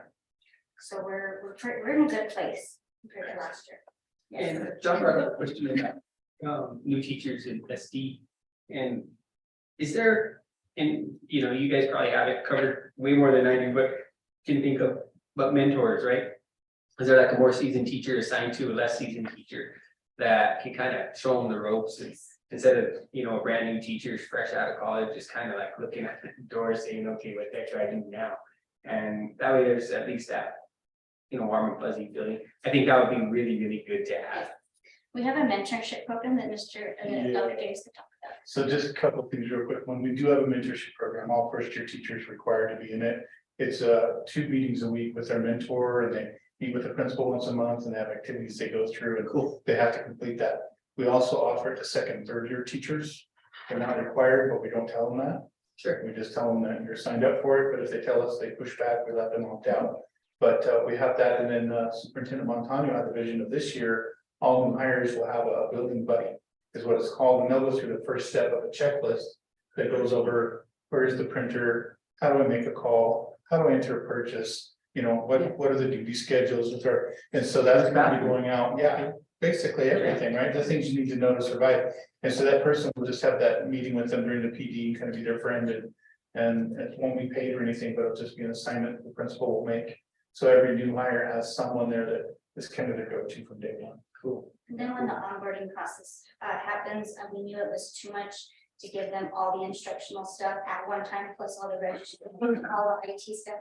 So what we do is I send the email and all our departments know who's onboarding, it's a teacher, special teacher, art teacher, and Jennifer gets in there, they'll go meet with them, or Nina goes in there, gives them the CCMR, we get everything set for them, the assessment set. And so we're gonna provide more support this year than we did last year in getting in there and using our language culture department, Bonnie and Olivia, to also support all of our.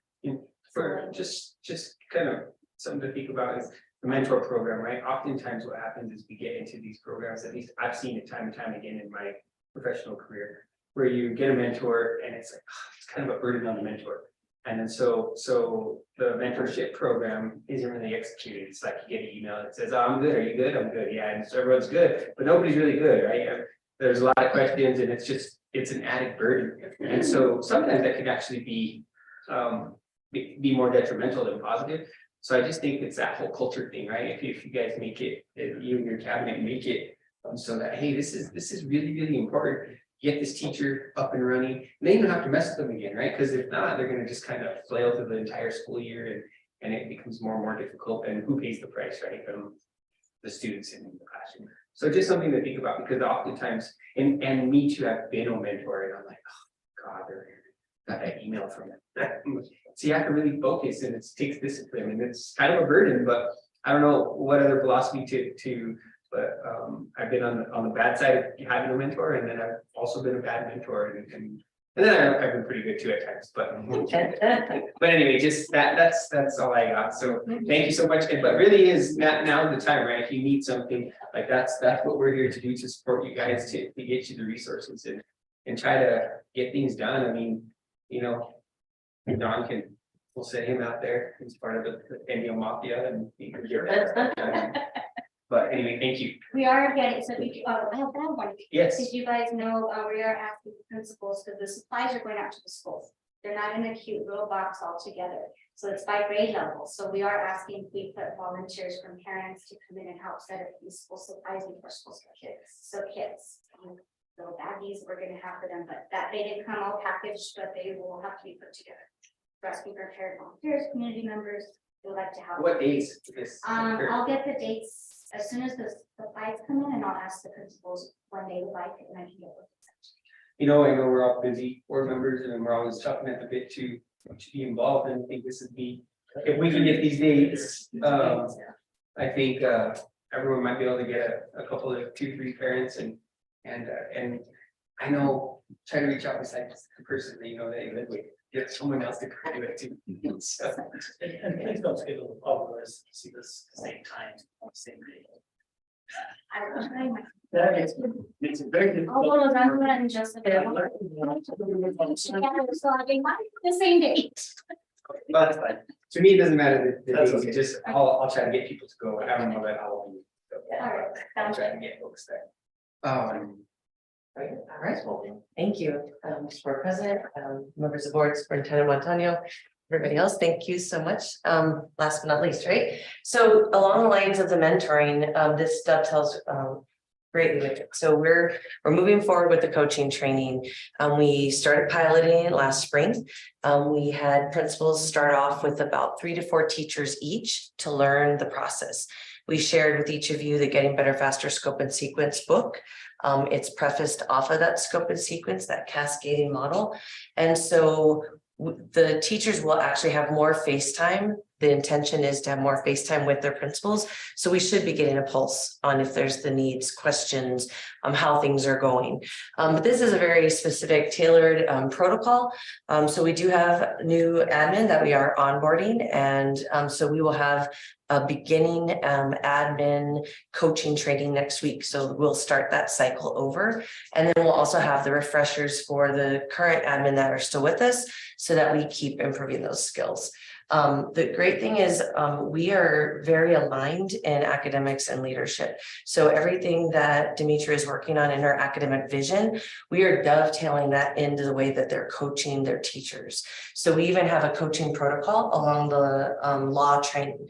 So lesson alignment has a very specific set of bullet points where we're giving the principals a coaching protocol. How do they give feedback on those lesson alignment plans that are being submitted? How do they make it small, bite-sized, chunked for teachers to receive it, immediately implement, and then our students are receiving the benefit right when they get the real-time coaching. So the way the coaching calendar is going to work is our teacher coaching cycle is a 3-day cycle. They observe the teacher for a minimum of 15 minutes one day. They go back, they write a protocol, they go the next day in their prep period, they implement that coaching session, and then they come back the 3rd day and they see if the teacher's implementing it immediately in their classroom. That's why it's really important that it is small, observable, bite-sized, and immediately actionable. And it's based on leverages. So we have action steps, the highest action step. You start with that first, and then we get deeper into the protocol. We've already seen really great progress with the coaching that we've done with the teachers that we piloted this spring. The principals are excited. They're already seeing the teachers growing just in the little bit of time that we've spent with them with a little bit of action feedback. As far as the principal coaching goes, I've already set their calendar for the year. They'll be on a 3-week cycle. So we'll visit 1 week. It's about how are you implementing, how are you calendaring, how's that going, and giving them some guidance. The next week, we might review some of their coaching plans, giving them feedback on how reasonable is it for the teacher? How effective is it going to be? Is it the highest leverage area? And then the third time, I will actually be coaching them on a coaching session. So our principals will be recording their sessions as they coach their teachers. And then we'll get the opportunity to watch them, and I'll get to write them a coaching plan on how to improve in their coaching. And so each week we'll have 3 principals that will be receiving a coaching cycle. So it's kind of on a 3 weeks rotation for myself. So at least 3 coaching plans will be issued to a principal every week. So they're gonna, on average, they'll be seeing anywhere from 4 to 20 teachers a week, depending on teachers' needs. So we want them, our goal is about 2 hours a day in the classroom observing. That's the goal. We're gonna take some time to get there, but that is the goal, to get them in at least 4 classrooms, hopefully, a day. And just their presence alone, we know the research shows that makes an impact on instruction and accountability. And so there are going to be some teachers they might see every week. There are going to be some teachers they might only see once a month. It's really going to be tailored and differentiated based on those teachers' needs and skill sets. That's where we're at. Mr. Archibald. No questions. Pardon me? Yeah, I have none. Miss Lena. Okay. What do you time to think about it? Every once in a while. Just want to express, I think as a board, our commitment to supporting our attendance. I'm concerned that we're starting another school year, carrying 3 administrators from previous years into this new school year, right? I mean, the rest of our admins, we kept Coach T, we kept Placitas, and we kept one of the Bernalillo principals, right? Everybody else either stepped into their role at some point during last school year or just got hired over the summer. So if there's anything that we can do to support those individuals and keep them, please let us know. Absolutely. And that is part of my role as well, is to make sure that I'm there as a support system, making sure that I'm giving them what they need to feel successful. And so any feedback that you're hearing to make my job better for them, let me know, please. Mr. President, I'm sorry. I do, actually, we're both in each other. I know, but well, this might pertain to both of them. How receptive was the staff to all the community and stuff going on during the summer? If you could put a percentage on it, that's fine. You mean how receptive were they? Yeah, how They receptive? were, I will say, they were all excited. They're emailing me because we had to postpone one of our backwards planning in June to July. And they were emailing me as to when this is gonna happen. We got. Well, these are our good teacher returns. leaders, right? These are our teacher leaders that have a turnkey. It was intentional. They were Mhm. picked. No, you're great. They are volunteers, and they are the proactive teachers that want to get in there and be the champions for what we're doing at their sites. And that's how we're going to utilize them. They're going to be helping us do the training, helping us promote it in PLCs. Mhm. So, Good, because we run a class with our constituency and it's one of those individuals that did not want to participate in these type of activities, then we've got some ground to stand on, basically, right? Because the opportunities are there. They We're are. making some things happen, so I just. We reached out to a lot of them, even if we didn't get them, like, if they didn't have a good, we were calling them, trying to recruit them. And so we were trying to get a wide range, special ed, well, and a shout out to your team. I think that we've all been working really hard to streamline and simplify the expectations of change. So we've made it very, very simple with the curriculum they need to use, very simple with lesson alignment and PLC. We're very 3 big buckets, just 3 big buckets. And a lot of the overlap with the principals supporting those same systems. So it doesn't feel like they're doing 10 different things. It's really 3 big things right now this year. And can you quickly just walk us through who are the administrators at which sites? Sure, absolutely. So La Escuelita, our preschool is Jessica Kettler. She's a new administrator. We still have Sarah Armstrong and Nina Bunkers at Carroll. same campus. Come over here at Spartan Learning Academy, we have, still have Audie Brown and Anthony Jaramillo. Berlin Elementary School, Danielle Senna was our assistant principal there. She is now our principal. And she has gone through the interview process for her assistant principal, has made a recommendation. No official announcement yet, because I know that that's still going through human resources. When we go over to Berlin High School, we have Lisa Sanchez Padilla as our principal and Dr. Carla Moore as our assistant principal. We have 2 assistant principal interviews tomorrow afternoon. Very excited about the candidate possibilities there. Out at Placitas, we still have Joseph Lapre. At Algodones, we still have Rosangela Montoya. And then at Santo Domingo, our interim principal right now is Teresa Little. And her assistant principal is Monica McNeely. And they have adjusted their other assistant principal to a dean of students based off staff feedback and needs. That's still in the interview process. And then up at Cochiti, we have Principal Molly Bourlet, Assistant Principal Patricia Steiner, and Assistant Principal Genevieve Sosa.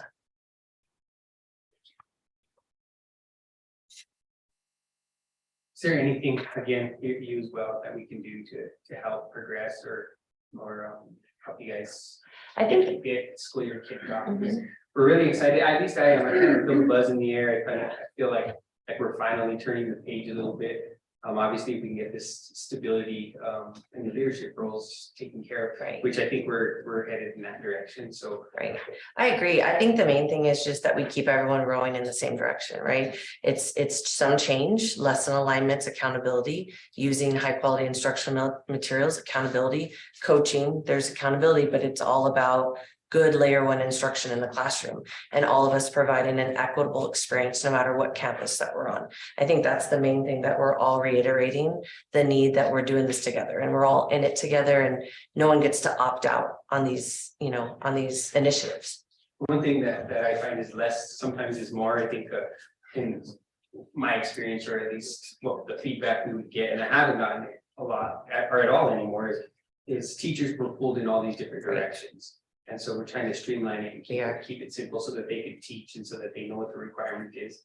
And so, just something to think about as we head in that direction is just let them do what they're good at and teach them how to do it better and teach kids. And because, this board room used to have charts all over it and this program and that program and all these metrics, and really none of it really seemed to matter because our performance was down. Last question was, you had implemented a program that had really moved the needle for you guys in Texas, and I think we adopted it here. What was the name of that acronym that we had done to, it was like a curriculum program? Is it the LA stuff or is it, what was it initially? The LAPA is part of it and the coaching. Actually, those are things that we were doing in Texas that we're bringing over here. Okay. So these are What Demetra and Gwen just spoke about, that's what we thought. All those 3 pieces of instruction are kind of integrated together with, and then the accountability is for the coaching pieces. So I know you guys work hard. I know you guys are always getting after it. And sometimes you probably don't feel like the rewards, and sometimes you probably feel like, oh gosh, but based off of the presentations, based off of some of the feedback that I'm seeing, and some, moving the needle, and I personally just want to say thanks for all that you've done for us, all of you. Dr. James, the business rules, streamlining processes, getting people all on the same page. Mr. Darnell cleaning up the entire district and keeping the lights on. You guys teaching the kids, and I'm preaching to the choir here, but oftentimes, most people work 40 hours a week. You guys are probably doing 60 or 70, and you wake up thinking about it and you go to bed thinking about it. And it's just how it is, right? I mean, everyone elevates to these leadership roles, and I just, wanted to say thanks for all of that, because I see it. I mean, we see you, all the board members see you guys, and we hear all the rumors and we hear all the stuff, but then we come to the meetings and then we see the data, we see the emails, and we put it up, we connect all the dots, and we're like, yeah, we're turning the page. So kudos to you guys. Thank you very much. Thank you, Tanya. Thank you for sending these folks. And the next item on the agenda would be, are you going to speak or are we good? Are you? I just have announcements that were kind of tied up. So So we'll do that. So the next item is item number 15, the reorganization of the board. According to board policy, we need to every year reorganize and pick the leadership that's going to govern us. We're going into an election year this year. And so the leadership that we determined today could be completely different come January, depending on how the election goes. But with reorganization, it's part of our board policy. It's something that we have to do on an annual basis. And so that's what we're going to do now. Board members, is there any motions? Mr. President, I'd like to make a motion nomination for the position of board president. For yourself, Paul Madrid. Second. I'm honored to do it again. Thank you guys for teaching of me in that capacity. I would think things are going smoothly and with that, I'll accept the nomination. And we'll take a vote. All in favor? Aye. Mr. President, I suggest a roll call vote. Sure. For the office president, Ms. Rena. Yes. Mr. Goulet. Yes. Mr. Archibald. Yes. Mr. President, you can vote. I think I'll say yes. Okay, motion carries. Welcome back. Thank you. So we also need to select a vice president. So that being said, is there a motion for vice president?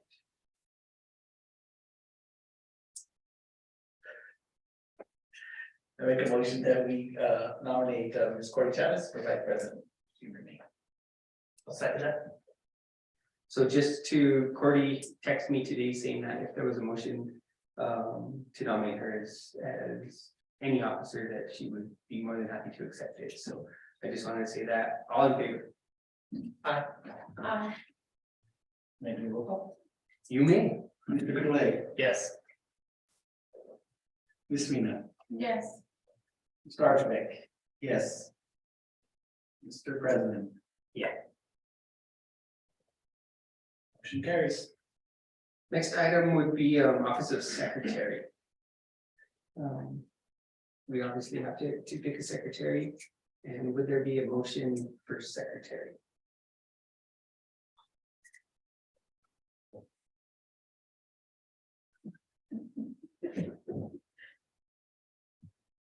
With stipulations, it's okay too. Yeah.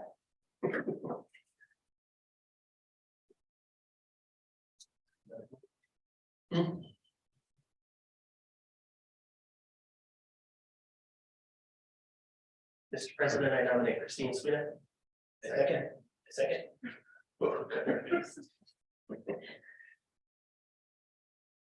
There's a motion, does she expect? The one who wants to do the job. all in favor? Ms. Sweeney, would you accept the nomination as secretary? I would second them as secretary. All in favor? Aye. Can we? Take a roll call. Ms. Rena. Sure. Yeah. Mr. Goulet. Yes.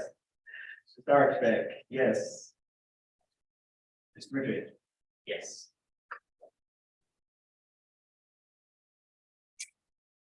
So next item on the agenda, congratulations, Ms. Sweeney, or is it more congratulations, Ms. Sharp? However, but that being said, the next item is item number 16, announcements. Oh, before we move on, Superintendent Montano, one of the things that I want to get flowing better this year is our committees. So if we can get a regular schedule for committees, for policy committee, for budget committee, and I know budget is meeting, but I think we've kind of, things start going smoothly, and so we start kind of dropping the ball, meaning thinking everything's gonna be okay, and we should really stay involved and keep these committees going. Let's not over committee, but let's stay involved, and so if we could at least have those the core committees. Get a schedule, and now we'll have to, at the next meeting, we'll have to create nominations for budget, for finance, for policy. And see who's gonna reside and sit on those committees. So board members also, if there's a committee that you want to be a part of, or that you think you want to sit on this upcoming here, please let me know. Because typically, I'll strategize it and place two board members on these committees. Obviously, you guys have to accept the role, but if there's something out there, but if you could start communicating that to us, and you guys be prepared to take these on. And then we'll create a schedule and we'll try to stick to that schedule. And if it's a once a month schedule, it's a once a month. So Superintendent Montano, typically you're at all those meetings as well. Yeah. Okay. Board members, do you guys have any announcements? I guess for me, I just need some clarification on the next board meeting date. I didn't see one in early August. Is there only one in August? Next year. Oh, Tuesday, August 8th is the work session. And we will need to have that board meeting because we will have the, tomorrow, I'll email you the facilities master plan. So it'll give you a little over a week to be able to kind of, it's 135 pages, 137 pages, Jerry. Look, and we still don't have the preventive maintenance plans tied to it. Right. Yeah, there's a couple things that we're still, that Tony's still working on, but I mean, it's gonna be. We're getting that FMP out there so we can get it to PSCOC. so it is August 8th. August, yeah, And that's at 5:30. that's up there. Okay. Anything else? From the board, anything else within the board? From you. Oh, I have a handful of announcements. So, as was stated, we had a really successful Spark Camp. Tomorrow's the last day of Spark Camp. If there's any possibility that you can go to the high school, really around 9 o'clock, there's going to be a demonstration between 9 and 10:30. And then I believe at 11 o'clock, the high school students are going to run the robotics because we have a robotics program for the high school students. And so they're going to run the robots. So if there's any possibility to do that, just essentially in the morning, it was actually really cool to be there. So that's the first thing. The second thing is we have onboarding for all of our new to the district employees. That's inclusive of employees that we hired after the start of the year last year. So we have approximately 90 to 100 individuals that will be running through that. Well, we don't always run 90 to 100. It's just usually about 50 to 60 of them. How many are invited? Yeah, they're all invited, but what's exciting about it is we're doing it next Friday, August 4th, which is Santo Domingo Feast Day. And so one of the things we try to routinely do is get them acclimated to the community by giving them a bus ride through the community. Well, Jessica Calabasa, well, you know what it's like to be busy. Jessica Calabasa is actually inviting all of us to her mom's house. Oh, okay. So we'll be taking them to the feast. I believe we're leaving here about 10 o'clock and they'll be going over there and then they'll be able to go and eat at her mom's house. So they get an authentic opportunity to experience a Pueblo feast. So that's happening next Friday. We also have next Friday emotional intelligence training for staff members around the district. I know that Ms. Sweeney, you had received some feedback because we were doing it on Feast Day. This is going to be the first iteration of it, so we'll have more opportunities for other staff members. Our goal is to get all 100% of our staff members trained on it, so we can teach our staff members how to the well-being for themselves. Because we say, take care of yourself, but then we don't do it, right? So that'll be next Thursday and Friday, the 3rd and 4th. And we still haven't determined final location. We're thinking the library at the high school, if that's available. I don't know if Jessica's worked that out with Lisa yet, but I'll let you guys know just in case you guys want to drop in and see what's going on with that training. We're working with the partner called Fuel Ed. Next announcement, let's see, I'm walking through a list. So the 7th, 8th, and 9th, just to kind of give detail, we're bringing back staff the 7th, 8th, and 9th, the 10th and 11th we're off, and then the 14th and 15th are back in for professional development days. So they'll have 5 days. Each of those days they'll have some opportunity to get back into classrooms, outside of just 3 days before students ever step on campus. So the 7th, 8th, and 9th, 14th, 15th. We will not do a formal convocation this year as far as like the big convocation at the gym. There's a number of reasons for that. I received a number of teachers that gave me feedback that said, hey, kind of, I think to Mr. Roulette's question, can you let us get back in our schools and just get started with our work instead of, it's kind of like, we kind of like it, but it's kind of a waste of your time sometimes. And so what we'll do is, we'll be setting up a Zoom link or a Google Meets link for us between, I believe 8:30 and 9, to do kind of a district-wide welcome for everybody to tune in for about 30 minutes, then get back to the work that's going to be on the front. I will send you the link so that way I can get you guys all in on that, so we can at least introduce you as the board members and so forth. Get everybody motivated. And then let's see, the last thing that I had on here, I have 2 more. San Lorenzo fiestas are the 10th and 11th, so that's why we're closed the 10th and 11th. We normally wouldn't necessarily be closed the 10th and 11th, but because they're right next door to us, there's not going to be any room for the district office to function. So we actually, those are days off in the entire district. And so we'll also, please come if you can. You're right down the street. I don't know if you're working those, but if you can come, please come down here.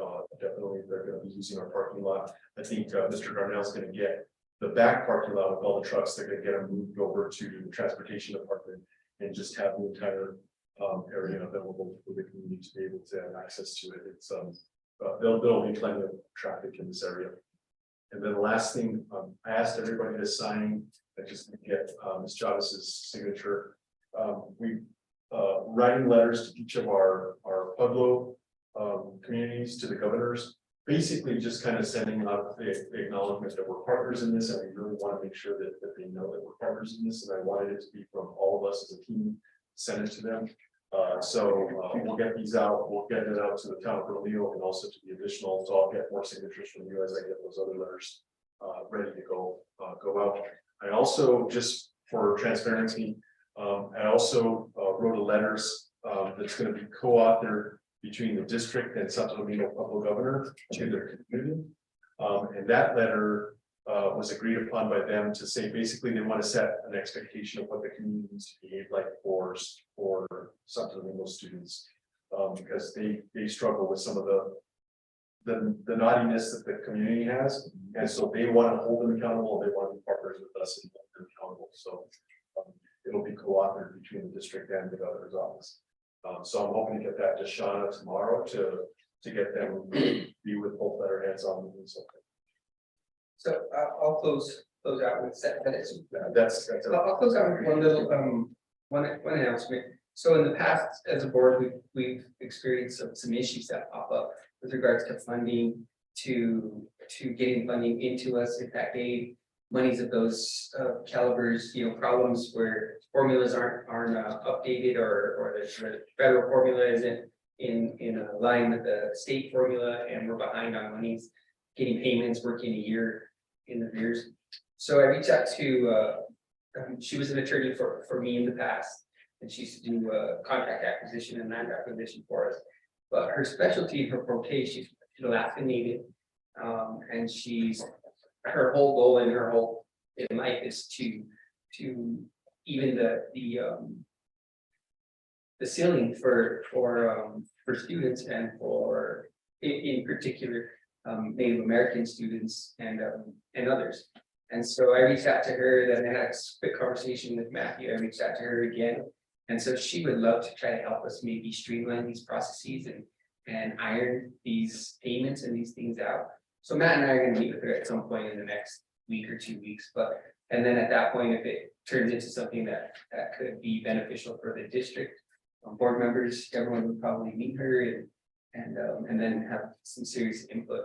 But she was totally stoked. I didn't know if I was overstepping. I reached out to Matt, and Matt said, hey, I think that's exactly maybe what we're looking for. And so hopefully it'll turn into something. Sometimes it's you end up actually talking and it doesn't really go anywhere, but I'm thinking it'll be a good partnership. And so maybe we can straighten stuff out. And if we straighten it out for us, we're going to straighten it out for a whole bunch of others as well. So that'll be really cool. So that was the only thing that I had left out. But next item is item number 17. And this is the one involving. Their motion to. I'd like to make a motion to adjourn. The second, I'll second that. Ms. Secretary. I'll let you do your first roll call. Do we have to? Do a roll. We don't, but you're the new secretary, so I thought I'd take advantage of the situation. Okay, Mr. Goodaway, Yes. Christine, yes, Mike, Yes.